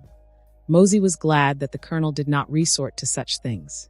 Helping fellow soldiers right now might lower the margins of escaping in one piece, but not by too much. And there was still something to gain politically from this retreat, with little to no blame that could yet be placed on the 11th's feet for the disaster. So long as the 26th and 44th Companies made it out, and the stragglers saved by the 11th Regiment remained alive, there would be plenty of testimonies to keep Xing free from any attempts of scapegoating. Instead, Mosey felt confident that either General Yong Cha or the officers in his opposing faction would take the fall, depending on which side had more survivors from this debacle. A good thing, then, that the dead could not be wrongfully punished. Have more of the night watch be handled by the outside elements, Xing ordered, bringing Mosey back to the present. If any of them make noise, tell them they've been volunteered for the next night raid as bait. Yes, sir. Xing paused for a moment. For tonight's meeting with the other commanders, I want you to present the effectiveness of our stalling tactics so far, along with the casualties. See if you can find a way to properly remind them that the 11th is doing all the work while they're being nothing but dead weight to us. Politely, of course. Despite his usually reserved nature, Mosey smiled at that order. Of course, sir. Oh, and tell Toshi that as soon as I'm able to get the paperwork, he's going to make captain. No surprise there. Despite being a newer face, the man had stepped up while Run was away, and took to command far better than anyone had expected. Still, what about Run? Xing shook his head. Toshi will take command of the 2nd for now. If Run wants her command, I'll get her a new battalion after she settles in with her kid. Ideally, she'll be happy settling down as a training captain. But you could always have her rotate with Kai, Mosey said, not too spitefully. It still surprised him that the two of them were a thing, despite how much they outwardly got at each other's throats. But then again, considering that Rin used to be Kai's lieutenant up until Tai Plains, perhaps them bonding shouldn't be so surprising. That wasn't the real problem for the lieutenant colonel, though. It was more the fact that neither had been thorough in their precautions to prevent Ren's pregnancy. The herbal remedies were readily available, and they were both firebenders, so just overheating the fluids shouldn't have been an issue. How drunk did they have to be to forget? Even Li Ming knew that on their first night. At least her reassignment to training overseer was declared a good month before the push for Omashu began. The mess of paperwork Ren left behind was annoying, but it was far better than having the pregnant, battle-hungry captain in the front lines. The sheer madness of it would have left the regiment's coherency in tatters. Xing noticed his irritation and chuckled as he donned his helmet. You can bring that up with Kai if you like. Anyway, if that's all for now, I have an Earth Kingdom army to stall. Don't make it two. Lieutenant Colonel Mosey let out a resigned sigh and let his commander plunge into danger. Koshi and Ping would likely keep him safe, but hopefully Xing wouldn't have to push himself too much. It would be bad if the stragglers ever caught sight of a shivering, barely walking boy. Xing might have to actually kill a few people to restore his authority, or just have the 11th abandon the deadweight. Oh, Korwa. Koshi still didn't exactly know what his charge meant by that, but he was getting a good idea about the nuances of Xing's spirit-touched speech. Xing and his bodyguards, along with Ruffin's 5th Battalion, were supposed to stall another pursuing army, utilizing sabotage and harassment tactics before the enemy could set up camp. The scouts had reported the army's size, a standard 30,000-strong horde made up of various elements from Omashu and lesser nearby counts, barons and dukes. Basically, a big, fragmented force that was susceptible to breaking down from the proper application of chaos. They had failed to mention the fact that the Mad King of Omashu was part of the army. Hunched over and draped in courtly robes, King Bumi cackled something to a gaggle of generals at the head of the formation, the tri-peak banner of Omashu fluttering above them. Despite his withered age, the king kept up with the army's marching pace and exuded a liveliness to him that betrayed his strength. Like many, Koshi was well aware of the exploits of the king of Omashu. He was practically one of the strongest, if not the strongest, earthbender alive. Supposedly, after a disastrous showing campaign, Fire Lord AZULA settled for waiting for the Mad King's death before bothering to reconsider making a move on his kingdom. Ruffin, pull your people back, Xing whispered urgently to the captain beside him. Now, change of plans, we're withdrawing. The captain gave a curt nod and salute before hurrying back into the shadows of the woods. Koshi joined his charge as he too withdrew from the forest's edge. Xing's nervousness was apparent but restrained as they pulled back before the loss of the Earth Kingdom scouts could be noted. Koshi, remind me later. The scout unit that overlooked this, naphtha endurance training and bland rations for a week. Yes, Colonel. A week sounded about right. Their mistake at missing something so obvious had almost sent the battalion running into certain doom. The only Xing's pause instinctively made Koshi and the other bodyguards dive for their colonel. The lieutenant reached his charge first and pulled him towards the ground, quickly using his own body as a shield. Before everyone could hit the ground, The forest edge was torn up by a horizontal hail of boulders. As broken trees and shredded bushes flew, and the roar of crashing and cracking rocks drowned out all noise, Koshi stiffened his body and kept Shing under him. The storm of earth ended just as abruptly as it began. Koshi waited for the sounds of his comrades rising and forming a protective cordon before he followed suit and allowed Shing to stand up. A quick check saw most of the others unharmed, though Quan's right arm was hanging a bit too loosely by the elbow, and Bofong sported a hefty dent on his helmet. "See, I was right," came a playful voice that belied its owner's age. "Our scouts aren't dressed so badly. The black is all right, but red." King Bumi strode towards them, his robes falling away as he stood straighter and revealing a muscled body that badly mismatched his years. The generals behind him were only a little less shocked than Koshi's group, and it took them a few seconds to recover and begin yelling out orders. "Run," Shing ordered, and the bodyguards promptly obeyed. Or they would have, if not for the boulders raining ahead of them and quickly trapping them. Something exploded behind them, sending a whole tree, roots and all, floating above their heads before crashing just in front of the fleeing group. Now, leaving already? But you've just arrived." Koshi turned to see the Mad King drawing closer, confident and alone, while the Earth Kingdom army formed up behind him. A few generals made to follow after their king, but a casual wave of his hand held the men back. Shing spat out another curse. "Someone, go tell 5th Battalion to run." He lifted an arm and aimed it at the barrier behind them, the blast of white flame that followed burning a hole through tree and rocks.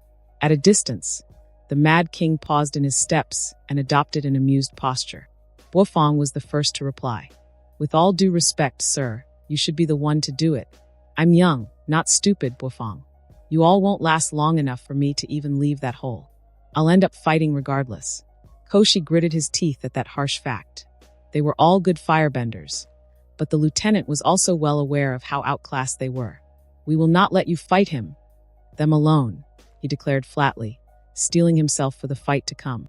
Shing's voice became cold as he pushed his way past his wall of bodyguards. "No offense, Koshi, but I don't want to end up accidentally burning you or the others to a crisp." That, too, was another harsh fact. The bodyguard's presence in a fight would mean Shing would have to restrain himself. They would be detrimental to their charge by trying to do their jobs. "Stay clear, Koshi," Shing said with finality. "Please." Koshi felt a distinct resentment at his own uselessness, as he was forced to let the young colonel he had been tasked to protect go out to fight by himself. To save not just himself, but his bodyguards as well.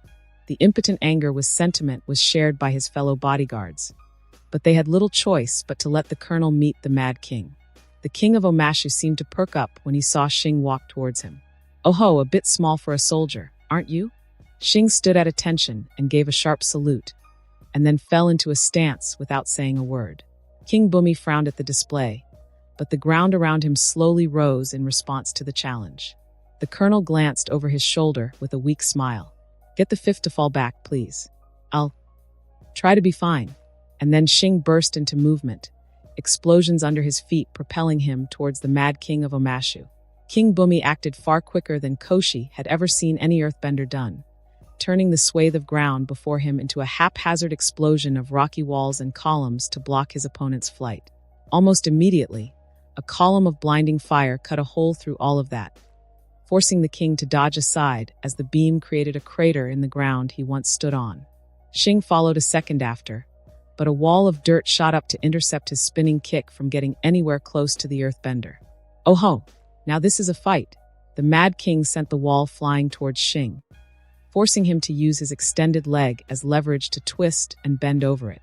The colonel sent out a blast of flame before he even landed, causing the ancient earthbender to abort a solid stomp onto the ground. Instead, King Bumi resorted to an uppercut gesture with both arms, and the ground rolled up into a wave to crash against Shing. Once more he had to use his flames to blast apart the attack, the force of which also forced his opponent to hurriedly dodge the devouring flames. Shing rushed to close the distance, but a sudden flurry of rocky columns erupting all around him foiled the charge and forced him into evasive maneuvers. A few connected with him, pummeling the colonel and eventually sending him flying back. Shing used the momentum to twist mid-flight, landing feet first in a familiar wide stance.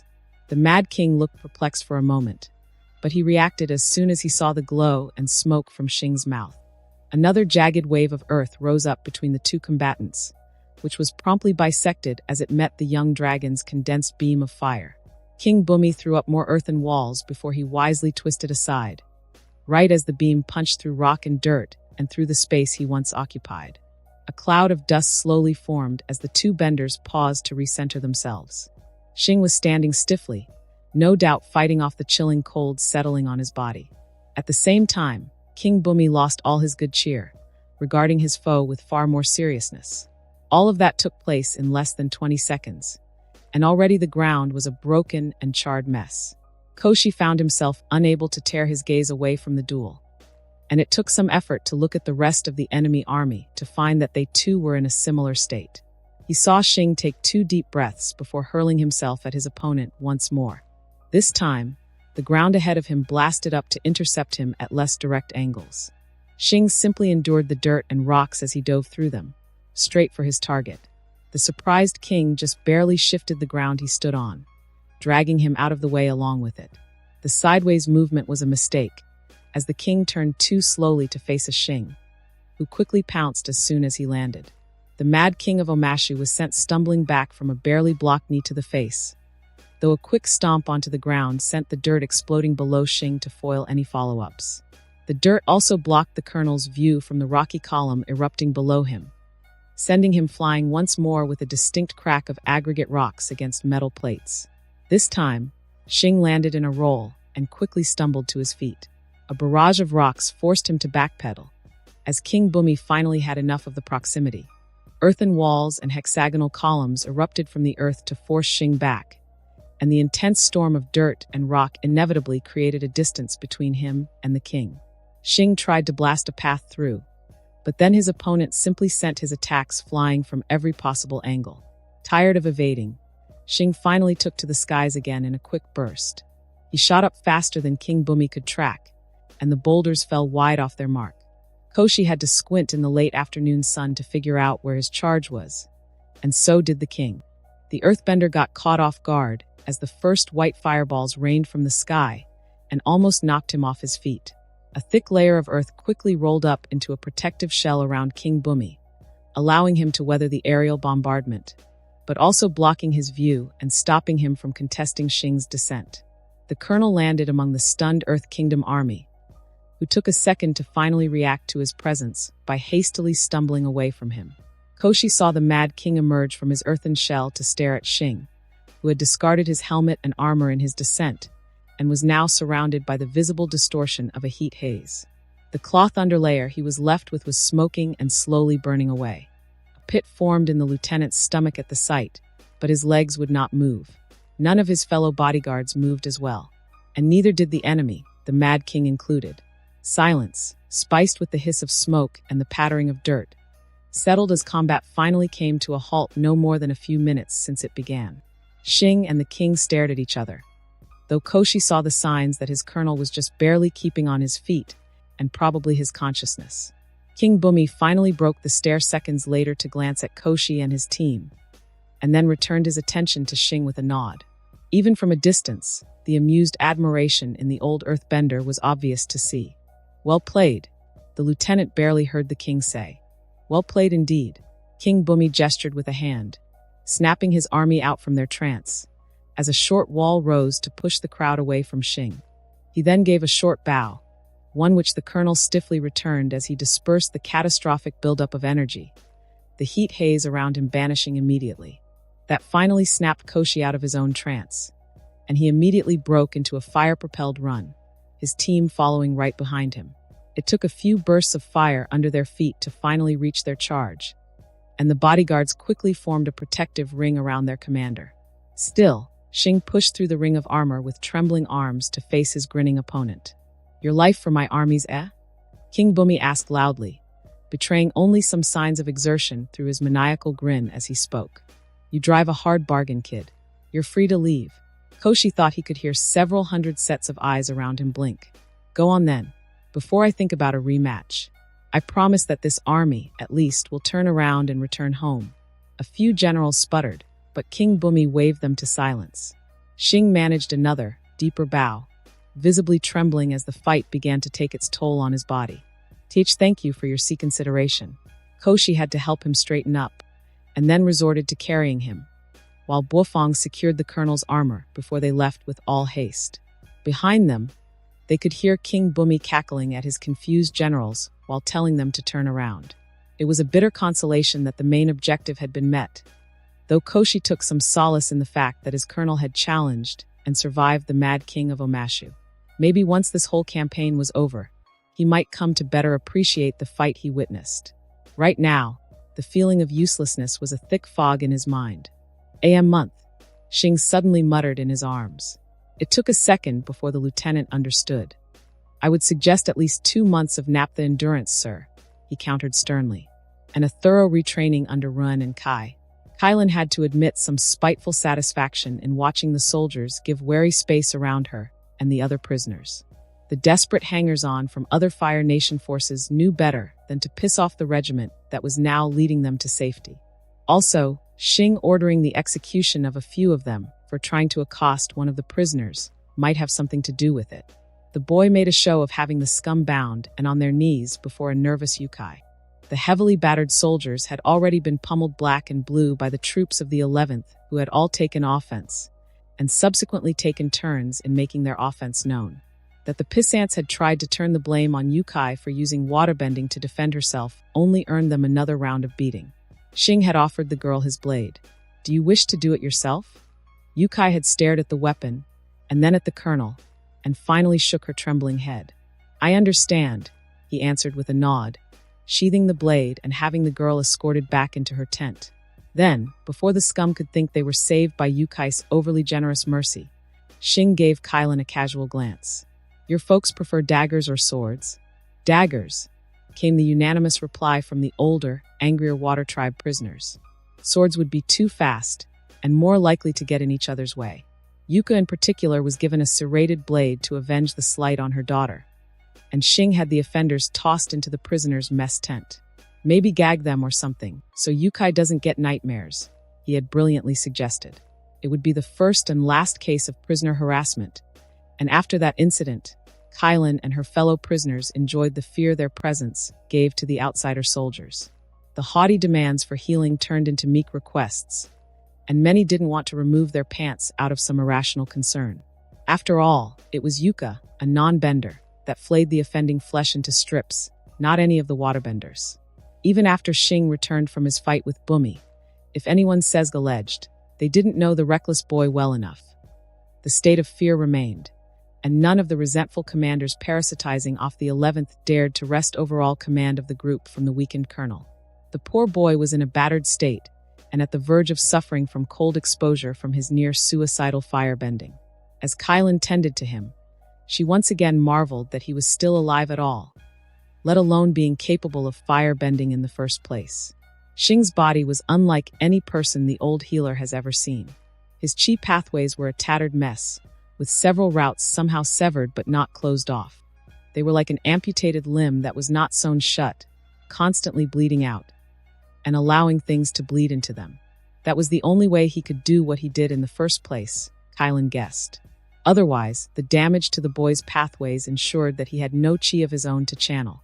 Instead of a broken body, Xing was able to draw on something to firebend, though the result was far more raw and primal.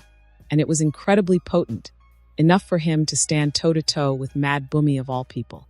The price was great, though.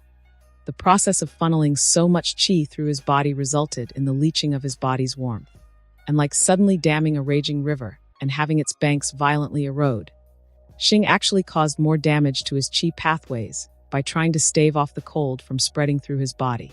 Still, perhaps it was better to endure some damage and pull off a stalemate than succumbing to the cold and getting captured. From what she heard, Kylan didn't see the Mad King as the type to kill a foe that had amused him. Otherwise, Xing and the group would have been dead long before he had a chance to challenge him. You keep that up, and eventually you'll be lucky to be a non-bender, she scolded her patient sternly. As it is, you're lucky you only need a few days of rest. Xing had the courtesy to look ashamed instead of throwing up any excuses. I'll try not to do it again. The healer nodded at that. See that you do, Kylan's voice and expression softened as she placed a comforting hand on his head. I know you got a lot of people relying on you, kid. But that doesn't mean you have to be so cavalier about sacrificing yourself. No one's asking that of you. It wasn't a sacrifice play, he muttered sheepishly. I could have distracted Bumi if Koshi and the others had left. Kylan's eyebrow went up. Yeah, and who's going to pick your tired body after that? The hag's right, brat. Yama intruded suddenly. The old fart ignored her annoyed glare and sat down beside them. They're your bodyguards, boy. Their first duty is to protect you, even if your orders tell them otherwise. Makes for shit bodyguards otherwise. Then I should be thankful they didn't try to interfere in the fight. The old general's head bobbed rather happily. Normally, they'd deserve a lashing at the very least for not going in first. But you Fire Nation are such kindling that you should lash them instead for not dragging your sorry ass out of the fight in the first place. Xing frowned at that. We wouldn't have made it if we ran. Yama puffed up like a preening turtle duck. Of course not. No twiggy Fire Nation soldiers have any chance against any self-respecting earthbender. At least it shows your men had their heads put on right to know they're doomed. Immediately Kylan saw the boy's eyes glinting and a sharp smirk appear on his face. What does that make you then? O captured general who lost duels to a non-bending brat. Caught in his own stupid propaganda. Yama sputtered, and Kylan heartily cackled at his impotent bluster as he got up and stomped away. In any case, the elder said once the general was gone, don't be too hard on Koshi and his team. They were rightly put in a hard place. Seriously, watching anyone challenging the king of Omashu to a duel was tantamount to letting someone walk into a rock slide. I'm not, Xing said softly. It was a stupid situation to be in. Kylan chuckled, no grudge in her voice as she replied. I'm sure you would know, considering how good you are at putting others in similar stupid situations. He laughed along with her and slowly got up. I'll take that as a compliment. Thank you for the healing and the counsel as always, Elder Kylan. Of course, dear. Don't forget to prod the old Tigardillo on your way out. I'll follow up on your healing tomorrow morning. Watching the boy leave the tent to return to being a colonel, Kylan once more felt it a great shame that they were stuck in a war, and that the burden of leadership had to fall so early on such a competent child. It had initially rankled that the 4th Regiment had been assigned to the 2nd wave. Colonel Dao had almost thought he and his men were being overlooked due to some court intrigue again. But then young Xing had sent him a message, and the old commander had a closer look at the overall plan. And then he felt relieved that he wouldn't be part of the first assault. Oh, the potential of glory was there, even in defeat. But Dao had enough of falling back and struggling to keep his regiment's numbers healthy. He might not be as sentimental as Li Dai, but it was only common sense to preserve the skilled troops you had under you for as long as possible. It was a great shame that the War Council were trying to shift their stratagems towards more callous, costly plans, probably to sate the Fire Lord's need to put an end to this long war. Still, it felt like the price of peace was getting higher and higher with each new order. Unfortunately, as a mere colonel, Dao could do little but look after his own. Fire Lord Ozai was not one to take too kindly to differing views. The tragedy with the prince had made that fact brutally clear. Well, at least there was still the crown princess, and reliable sources spoke highly of her capabilities, both in court and at the front lines. Much was said about her time with the 11th Now Royal Regiment, like how she shared the same tribulations as the troops as they marched, or how she bravely watched from the edges of the front line, and had stared down the insolence of General Meng, as was her royal prerogative. Some whispers dared to imply that she and Xing were close, with the princess promising anything up to her hand in marriage in exchange for the colonel's promise to lead her regiment to greater glory. Dao didn't believe such rumors, of course, but Li Dai's old command had been pulling off a lot of notable victories up until now to add legitimacy to the whispers. From capturing Qinbao, he could read between the lines for that one, to routing larger marauding armies, mostly filled with Earth Kingdom conscripts but still impressive, to leading the vanguard and breaking through pitched battles. The rebuilt 11th Royal Regiment was proving its worth under its young colonel. Now, Dao wasn't one for silly ideas with both Xing and the princess being young, but he had to admit to fostering the notion that the boy was taking a head start above everyone else in trying to woo her, gaining her trust and impressing her enough that she offered her patronage, then taking her to the front lines to make her into a warrior princess while further showing off his prowess. The chances of young Xing actually being betrothed to Princess AZULA was slimmer than slim for now, and would remain so until he somehow got promoted to general or made into at least a marquis. And even then, they'd only get hitched if either of them managed to clear the field of more worthy suitors for the princess hand. That did not mean Dao would be surprised if the princess started stocking up on certain herbs in a few years' time if Xing remained in her favor. If he played his tiles right, the boy might end up having to regularly delegate his regiment while he counseled the princess back in the capital. Being a royal bedwarmer was a good enough goal to have, Dao thought, and wished young Xing all the best in achieving that. Spirits knows that the boy deserved at least a quick romp with royalty after the shit he's been through. He was not only Li Dai's boon, but had also saved Dao and other colleagues several times with brilliantly unorthodox plans. The boy literally saved Shou's meatless ass from earthbending raiders, stopped Koda's and Yashin's troops from being washed away from a sabotage dam, and not only helped Dao remember his wife's anniversary, but offered excellent poems that greatly pleased Lady Dao. The boy must have been truly touched by the spirits as Li Dai suspected, because the words he lent to Dao actually made the missus overlook and offered Dao's second, unexpected concubine from the colonies into the household. For saving his balls from horrid castration, Xing had Dao's undying fealty. If the boy didn't manage to get the princess, then the colonel would happily offer to set him up with his granddaughters. All three of them even. It would be a good way to ensure that the girls would be well taken care of. On the subject of good care, Dao gave a long, rumbling hum as he walked, directed at nothing in particular. Since the day was still young, the colonel patrolled the lines to monitor the construction progress in his section of the front line and boost morale a little with his presence.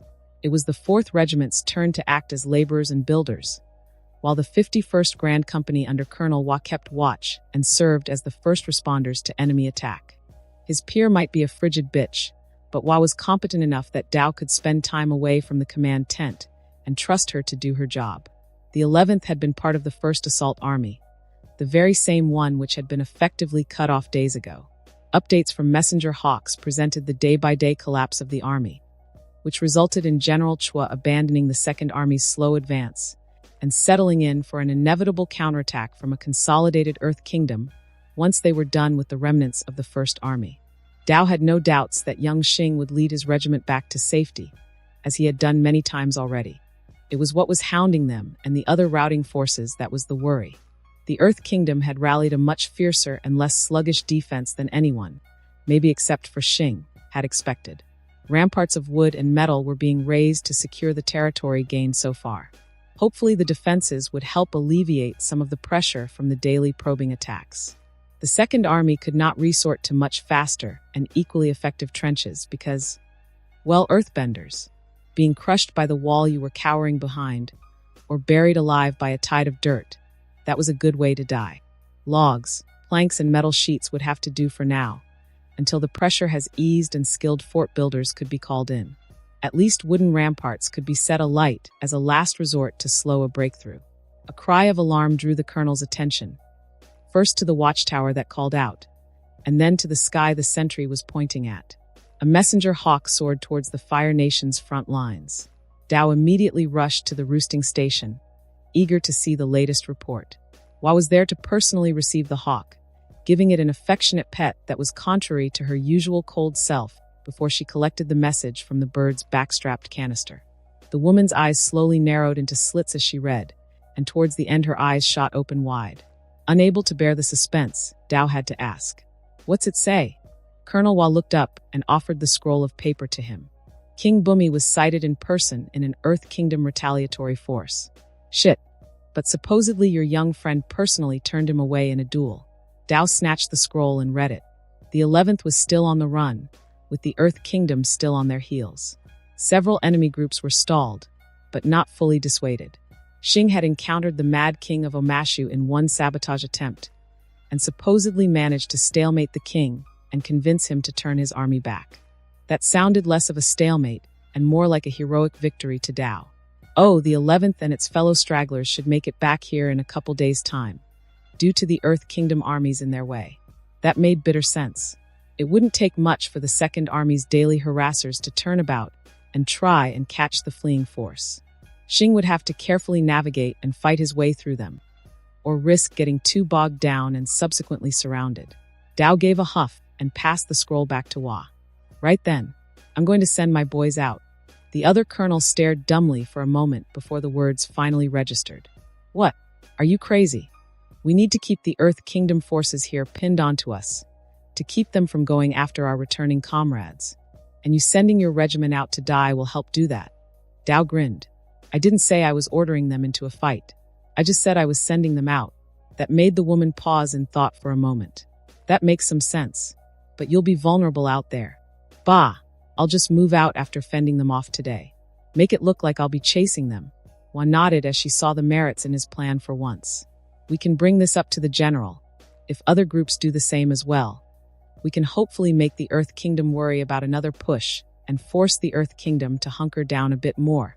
I'll be going out either way, Dao replied with a shrug. The other commander rolled her eyes. Fine, we'll swap duties today. My regiment will handle the defenses. You can get yours ready for a fight. Dao stopped himself from placing a friendly hand on her shoulder and settled for a bright smile instead. He knew his manners around women, after all. Thanks, Colonel Hua. You're not as cold as some people say. The immediate knee into his balls suggested that perhaps he needed to expand his knowledge somewhat. With the colonel being forced to sit back and rest after his astounding encounter with King Bumi, Sergeant Araka Han followed the direct orders of Lieutenant Colonel Mosey for the first time. The straight-laced officer carried none of the spirit-guided humor of his superior, but was just as effective in assigning the Han unit. The 11th and the hangars on that outnumbered it several times over began forcing their way through the hefty Earth Kingdom forces between them and the entrenched Second Assault Army. From what the sergeant understood, the other elements were sent out to finally prove their worth and earn their keep. The overworked troops of the 11th would lay back in reserve, with the Han flamethrowers being put amongst the last resorts to be activated. It was a decision mostly based on the fact that their allies would be utterly shit at coordinating with the flamethrowers, and also a reasonable amount of distrust of the more resentful and ungrateful officers that might try to dig into the flame cart secret. Those same reasons was why up until now, the Hans and their flamethrowers were only deployed a total of 2 times in the campaign south, with both cases having practically no allied presence nearby. Han had seen to the igniting of brushlands to hamper Earth Kingdom armies, and served as the killing blow to a brutal ambush. He'd gotten used to the horrid smell of burning shit and flesh, and the screams of the dying no longer discomfort him too much. The same went for the other Hans, and the whole unit could stomach eating roasted meat once more. Colonel Xing had been most proud about their fortitude, and it took a while for the Hans to realize that working the flame carts directly under the colonel brought with it a small level of admiration from their comrades. But even up until now, nobody bothered to question why the young colonel only wanted Hans to serve as cart operators. The veterans had indicated that it'd be a futile thing. He's probably entertaining the fickle demands of the spirits he's listening to, one had said. And the spirits have guided him true so far, and through him, the regiment's been surviving well enough. So I'll gladly take a bit of weirdness. It was a good point, even if there was annoyance in being referred to by his village name rather than his actual name.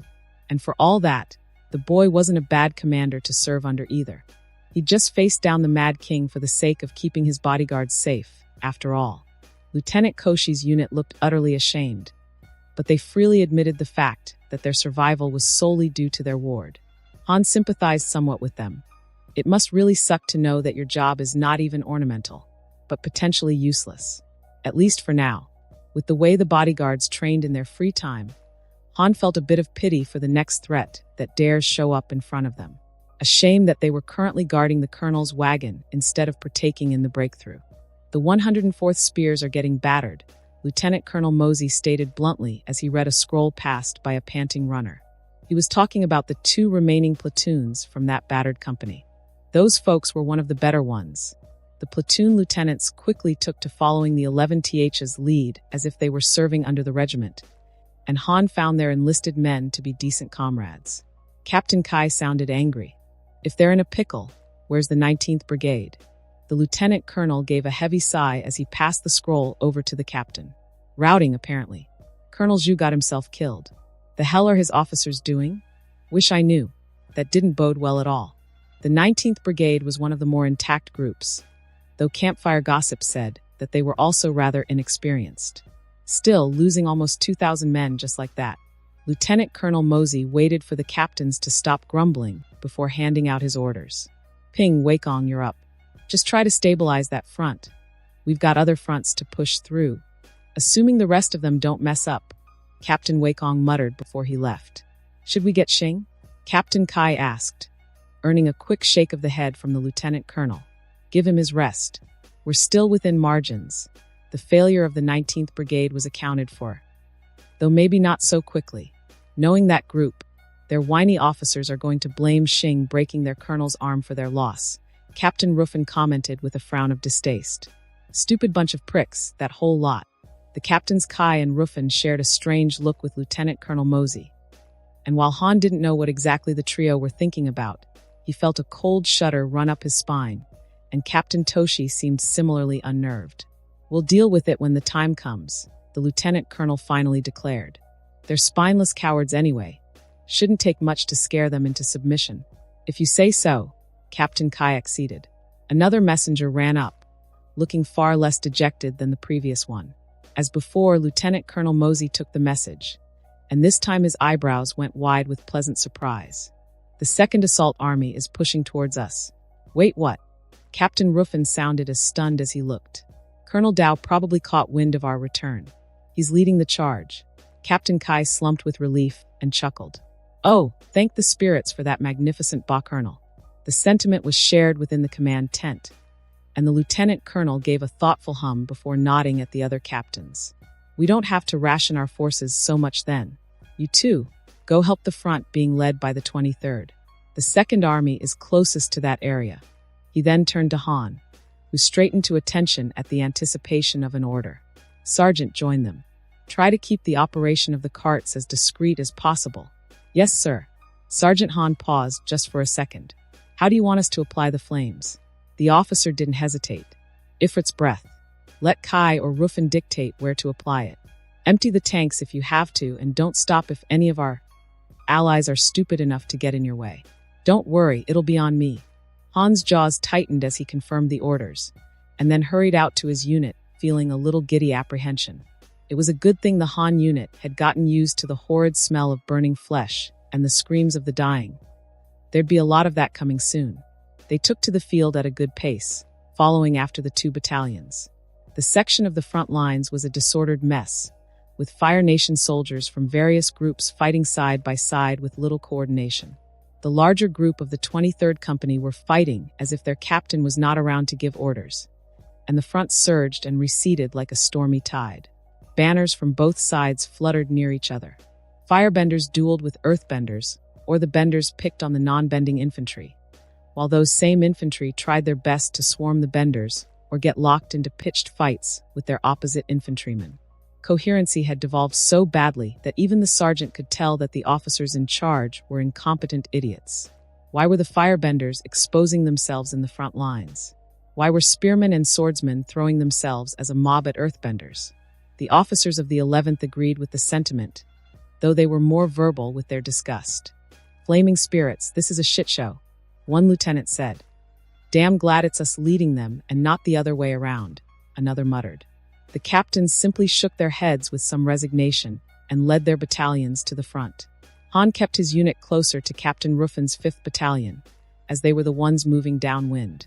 Nobody contested that decision, and a company from the 5th slipped into a protective formation around the carts. Some of the officers began shouting as they approached the chaotic front line, trying to reorganize their allies. Form up, you bastards. Form up. It seemed to do something, as orders slowly spread throughout the soldiers of the 23rd and the other remnant elements attached to them. Han was close enough to see Captain Ruffin yank an allied lieutenant towards him. Where's Captain Fong? The dirt-smeared man stammered a response and pointed out into the melee. He led the charge, but after that it was all dash. The captain shoved the lieutenant aside and turned to Han with a look of exasperation. We'll have to try finding the stupid bastard. My 3rd Company will stay with you. If you see the signal, feel free to burn everything. Understood, sir. The soldiers of 5th Battalion quickly formed up, and with Captain Ruffin's bellowing order, they surged into the ongoing fighting. Allies were roughly yanked or shoved aside, Duels were brutally cut short, and the Earth Kingdom forces were quickly overwhelmed by the drastic difference of behavior in the new force. To give them some credit, the Allies rallied from their confusion in good order, and soon mimicked the 11th's more ruthless method of fighting to varying degrees of success. The firebenders in particular hesitated to dive right into very close quarters, but many spears and sword infantry seemed more than eager to plunge into a messy brawl. Earthen walls were raised, but the 11th swiftly climbed over them. Boulders and spikes were hurled, but the 11th's firebenders expertly shot those out of the air as they charged in. Several non-bending infantrymen grabbed the enemy dead, or mostly dead, for use as a shield as they advanced. Just like that, the amorphous battle line seemed to regain some cohesion and was pushed back. Of course, the Earth Kingdom forces eventually recovered, stalling 5th Battalion's momentum and stabilizing the line. But at least there was a proper line in this section of the melee. Allied and 11th Regiment spears and swords stood shoulder to shoulder to fend off enemy pressure, while firebenders began to work in groups to aid their non-bending comrades by shooting down projectiles and incinerating vulnerable enemy groups. They were fighting like a machine now, not a well-oiled one, but still a marked improvement over the messy blob of duels and mobs.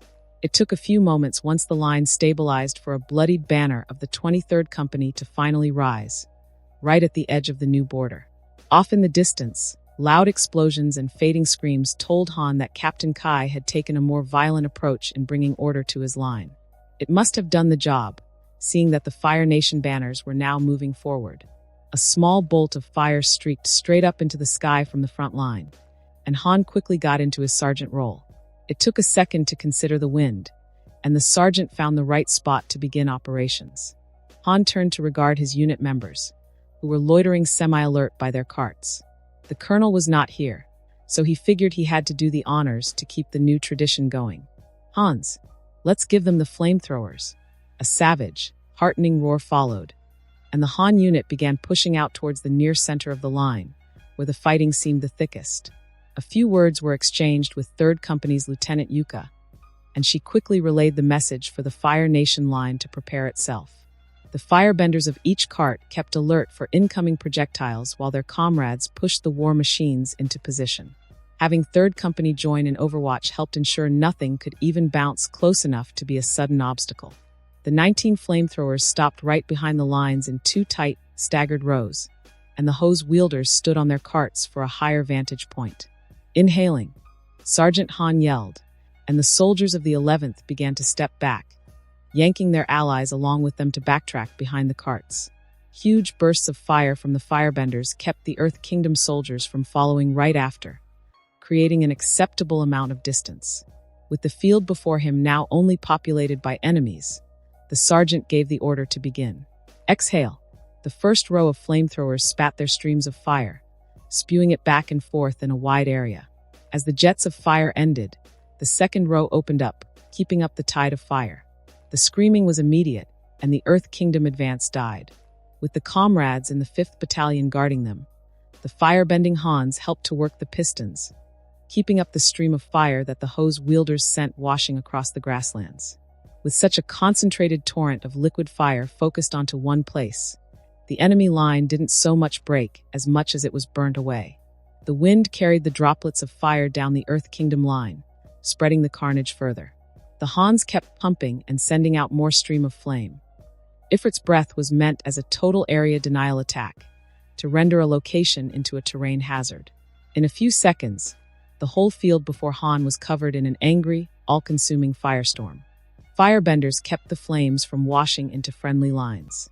Further downwind, at the edges of the Earth Kingdom formation, the whole enemy flank broke to escape the fast-approaching fires rolling at them with help from the wind. Seeing the result, Han gave the order to stop.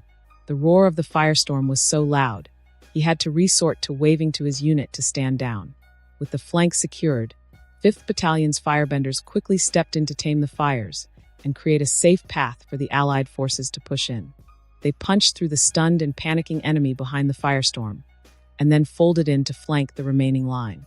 Still with about half a tank of fuel, Han had his unit to follow after the assault, offering their flames to douse stubborn knots of Earth Kingdom resistance. After several groups of earthbenders were turned into screaming and flailing human torches, the remaining holdouts quickly surrendered, greatly speeding up the collapse of the enemy battle line. The Earth Kingdom army was sent running in short order, and Han soon found the banners of more friendly Fire Nation forces on the far end. They'd punched through to the rescue force of the Second Assault Army. They'd broken through the encirclement, and with reinforcements the 11th Regiment and its allies managed to withdraw with no further major losses. Somehow, Han found it very satisfying that Colonel Xing was only allowed out of his wagon once they were finally in friendly territory. The young colonel looked a bit groggy from his forced nap and didn't look too happy about missing out on all the action. But he definitely looked much better than the time he came back from his duel with King Bumi. A massive, heavily armored colonel stomped over to Colonel Xing, roaring with laughter. The younger commander barely dodged a massive hand swooping down on his back. "Xing, good to see you. What's this about beating the piss out of the Mad King of Omashu?" Keeping up with the news from the Southern Campaign would have been amusing if it wasn't for the fact that Xing and the 11th Regiment were involved. The initial bright announcements of victories had slowly petered out to nervous murmurings of a stalled advance. Nobody wanted to spit out the truth and declare the campaign effectively dead, and that the tactical withdrawal of the First Assault Army was in truth a shattered rout. Not even AZULA was that daring to try. Only the wild gossip about Xing's feat gave the whole crushing defeat a glimmer of hope, even as a baseless rumor. A young colonel facing off against the very threat that Fire Lord AZULA had purposely avoided. That part of the story was consistent. The outcome, though, varied, from Xing beating off the King of Omashu at the cost of his limbs, to the Mad King crushing the colonel into a pulp before withdrawing out of respect of his valiant foe. The only thing consistent about them was that every result made AZULA's gut churn with worry. The best outcome for Xing was one where he forced King Bumi to leave the field, but was rendered unconscious as a result. That, or the one where the king broke a few bones before fleeing due to his own grievous wounds. Whatever version of the duel, none of the damn tales put Xing in a good condition after the fight. AZULA was most certainly not angry at that, only mildly irritated that her colonel almost got himself killed. Some courtiers tried to be realistic about the news. Where did the news come from? Perhaps it was a case of mistaken identity. Maybe it was just a strong earthbender that the young colonel fended off. It would be easy enough in the chaos of battle to mix up identities, or for a champion to declare himself under a different name out of arrogance. Or perhaps it was indeed King Bumi. But Colonel Xing managed to fight until his opponent had to concede due to old age and the failing health that came along with it. The latter was immediately shot down, with the airhead courtier that suggested it getting silently stared down by the generals. AZULA found herself smirking as her father ordered the shaking man dragged out. "We have no use for the willfully ignorant." Still, the point remained that Xing's accomplishment was heavily doubted, until a messenger came a week later, bearing a scroll with the seal of Omashu. The princess grinned vindicatively as the unfortunate messenger had to read its contents aloud to the Fire Lord and the royal court. He did a good job of keeping a steady voice, despite his trembling and growing paleness. "To the Fire Lord of the Fire Nation, whoever you are, let it be known that I, King Bumi of the state of Omashu, have not taken kindly to your renewed trespass. If you continue to push the issue, you will greatly annoy me, and I will be forced to be serious. Leave. Now." The messenger gulped and paused for a second before resuming. However, if you can find the young commander that actually made me work a bit, tell him he's invited for dinner and a rematch. Not necessarily in that order. I'll need a list of allergies if he has any. For the dinner, not the rematch. Bumi, King of Omashu. AZULA had to consciously snap her jaws close after hearing that, while the courtiers and generals were all in varying degrees of worry, as the doubts of Xing facing the loony king had been effectively dispelled. Her father was quietly fuming behind the curtain of flames, but thankfully did not take it out on the messenger. "It seems there is truth to the rumors," he understated with simmering restraint. "Still, we will have to investigate the truth behind Colonel Xing's duel with Omashu's unhinged king." After a trio of generals bowed to promise they'd do just that, AZULA stepped forward to test the waters. "Father, it might be prudent if we pause the campaign south for now." She felt his attention fix onto her, though it held more curiosity than outrage. The princess stood straighter, presenting an arrogant confidence that would help her case a bit more. It is better to admit that we were caught off guard now. She avoided defeat and other such words, and learn from the new approaches taken by the Earth Kingdom, than to continue playing the fool in whatever plan they have concocted. The silence was thick with tension, with only the crackling of flames tainting it. Go on, daughter. AZULA smirked as she glanced back to the sweating courtiers and frowning generals. The Earth Kingdom has stepped up their game, so we will need to do the same. She turned back to the silhouette of her father and bowed slightly. The campaign south need not be aborted, father. Merely put on hold as new stratagems are created. We've already made more gains than grandfather did. With some time and refining, I'm sure we can take the south as you want. A thought came to her, and the princess quickly drew from her strategic lessons from Xing. In the meantime, we should have the forces on that front poke at the Earth Kingdom lines, to convince them that we are eager to continue pushing. It might likely cause them to further reinforce the lines, drawing forces from other regions. If we subtly pull away our own forces from the southern lines, we can assault and claim other regions without having to worry much about potential reinforcements. She turned to the side to catch the discreet gazes of several generals, particularly the high generals in her father's war council. Most were pondering her proposal, and General Bujing eventually spoke. The plan has merit, Fire Lord. Draw the enemy's attention south, while we focus on the states to the east, away from Omashu. If we quickly conquer the lands of the Allies reinforcing Omashu's defenses, it would likely damage their cohesion as they worry about their homes. And once that starts, the chaos in the enemy lines would allow us another chance at resuming the march for Omashu, AZULA added, making it clear she was not implying that her father's plan was a failure by any stretch. General Wulong nodded his approval at the idea. Make them think we are committed, but quickly take advantage of the less secured territories. It would take some refining, but the princess idea holds potential, Fire Lord. It was a shame Zuko was not here to see how AZULA turned the high generals to her side and let her lord it over him. She'd have to settle for the satisfaction of having her father's silhouette nod behind the wall of fire. Once more, you prove yourself to be better than your brother, AZULA. We will see to the merits of your idea, and if it truly holds potential, we will use it. Thank you, father. I assume you would prefer your pet regiment be assigned away from the south? AZULA bowed again, a little deeper than before.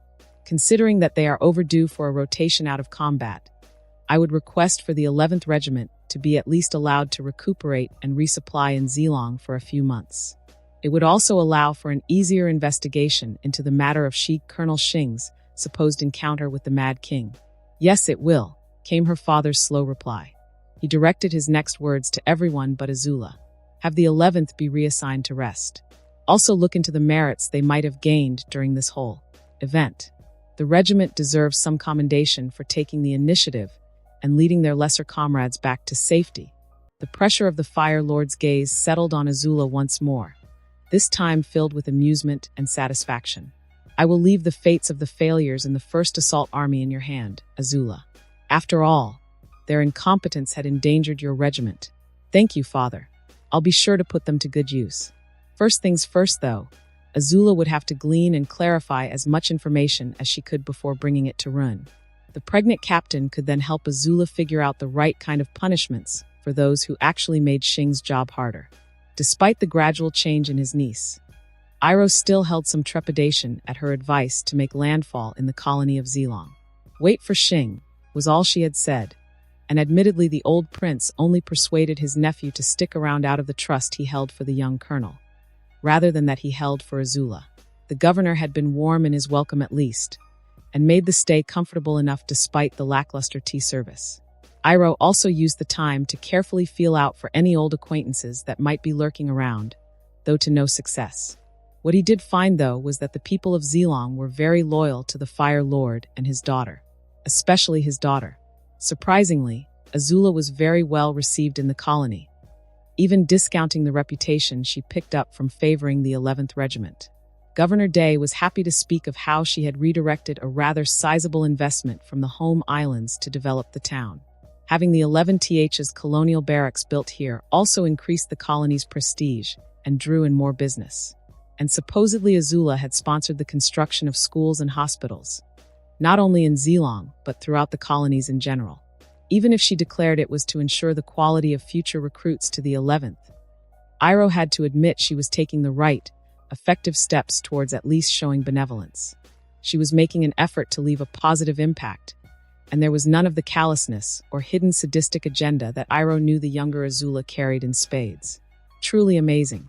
And all it took was for a child soldier to challenge her, supposedly, or advise her. Zuko was not too sure about that either. Regardless, Iroh felt even more indebted to young Shing, and looked forward to meeting him once more. As they waited, the two princes kept an ear out for current events, particularly Ozai's reckless push towards Omashu. As expected, the Earth Kingdom recovered and dealt a punishing blow to force a careful withdrawal.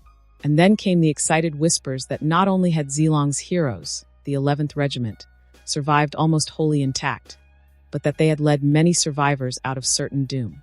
Iroh took some effort to pick his jaw up when he heard of Shing actually causing Bumi to turn away. Bumi, the so-called Mad King who had flattened whole divisions by himself.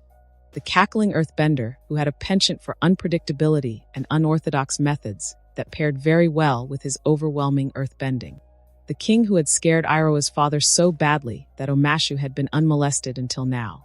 Shing actually fought against him and survived. Is he truly that strong, uncle? Zuko had asked in a raspy half-whisper. Iroh nodded gravely. King Bumi is the strongest earthbender alive. As brilliant as young Shing is, Bumi has decades of experience in keeping the Fire Nation away and fighting firebenders. Shing shouldn't have stood a chance. If that's the case, why was Shing allowed to walk away? Why indeed? What did Loony Bumi see in Shing? Did he happen to know? Let us hope I am wrong, and Shing is much more talented than we expected him to be. They had to wait another week and a half before the 11th came marching into Zilong, weary but proud. After all, the regiment had been commended by the Fire Lord despite the poor results of the first assault army, and no defeat had been officially declared yet. Using a little bit of royal prerogative, Iroh and Zuko met them at their barracks entrance. Their reaction was near instant and gratifying. Shing practically slipped off his mount and dropped to his knee, the officers behind him doing the same, and the whole marching column coming to a halt. Prince Iroh, Prince Zuko, announcing their presence in a clear, sharp voice, Shing saluted formally, and the whole column behind him followed suit, causing a rolling crash of armored knees hitting the ground to briefly fill the air. Iroh was glad that the respect shown had an encouraging effect on Zuko. Despite the pain, the prince did his best to stand regally straight, and wore a genuine smile as he regarded Shing, Colonel Shing. Zuko managed to bring his voice above a raspy whisper. I heard you've been up to a lot. Most likely exaggerated, Prince Zuko. There was an awkward pause from the colonel before he continued. I am. Sorry for what it's nothing, Zuko interrupted a bit tersely. What's done is done. Come rise, Iroh cut in, before things accidentally escalated. Your soldiers are better on their feet than on their knees, and I'm sure they could use the rest. As the 11th filed into their bunks, Shing joined the princes in his office. The boys' tea was acceptable enough. I'm glad you have both taken the time to meet us, the colonel began. AZULA sent us, Zuko immediately croaked, causing the other boy to blink in surprise. She said you might be able to help us. Shing was silent for a few thoughtful seconds. It is the Fire Lord's decree that no aid can be rendered to your Highness' quest if it draws from the war effort, he said carefully, and Iroh saw his nephew start to deflate. However, Shing got up and gestured politely for them to follow him. If you'll follow me, your Highnesses. Where are we going? The colonel did not answer Iroh, but from the way his back shifted, the prince imagined him either smiling or grinning.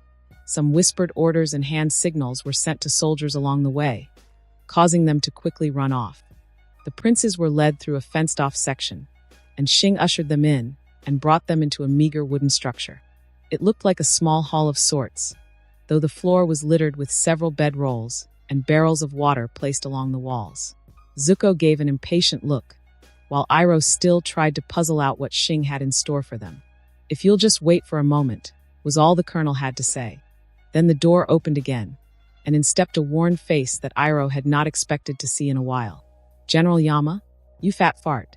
So you're Ollie Dash, the earthbender immediately replied, but was interrupted by a smack to the temple by an elderly Water Tribe woman. Mind your manners, Mudbrain. Behind them, several more people in Water Tribe attire entered the hall. All of them save for prickly Yama gave a polite bow.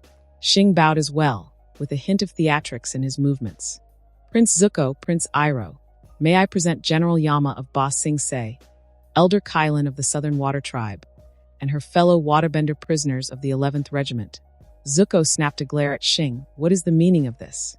The colonel straightened and offered a lazy smile. The regiment can be argued to be prohibited from aiding you, Prince Zuko.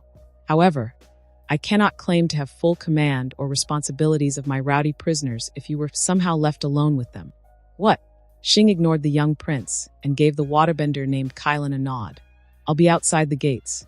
The woman gave a smirk as she nodded, and then turned her gaze at Zuko. Right, boy. On the floor now. Yukai, here's your chance to meet a pretty boy.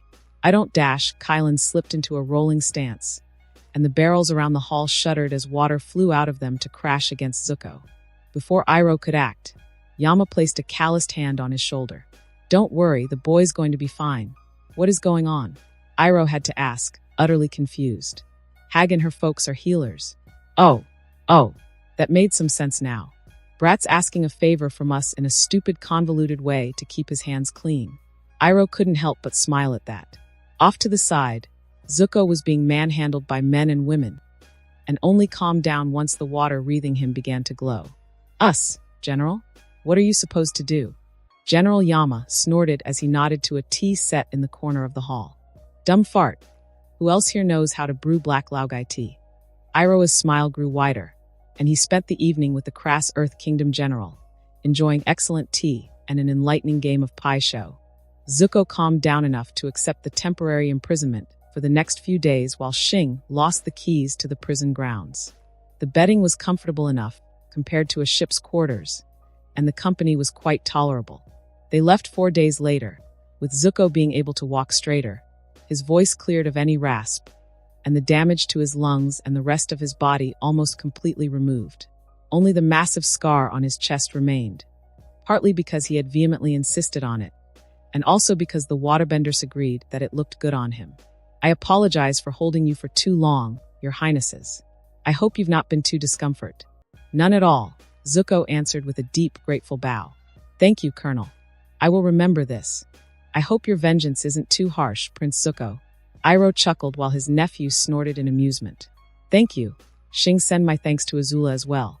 Of course, Prince Iroh, as I cannot host you any further without risking censure. I wish you two the best. They returned to Zilong, and Iroh had the chance to both feel gratitude to his niece and the interesting young Xing, as well as regret not being able to make the time for either of them before this. Perhaps after this, once he had the chance. For now, though, Prince Iroh would help his nephew begin his impossible quest in earnest, and failing that, perhaps he could mellow Zuko out enough to teach him some pai sho. And that concludes this episode. If you enjoyed it, I'd seriously love it if you guys could leave a like on the video, as it genuinely helps out so much, and it keeps me going, plus it takes only 1 second. That said, have a wonderful day. See you in the next one.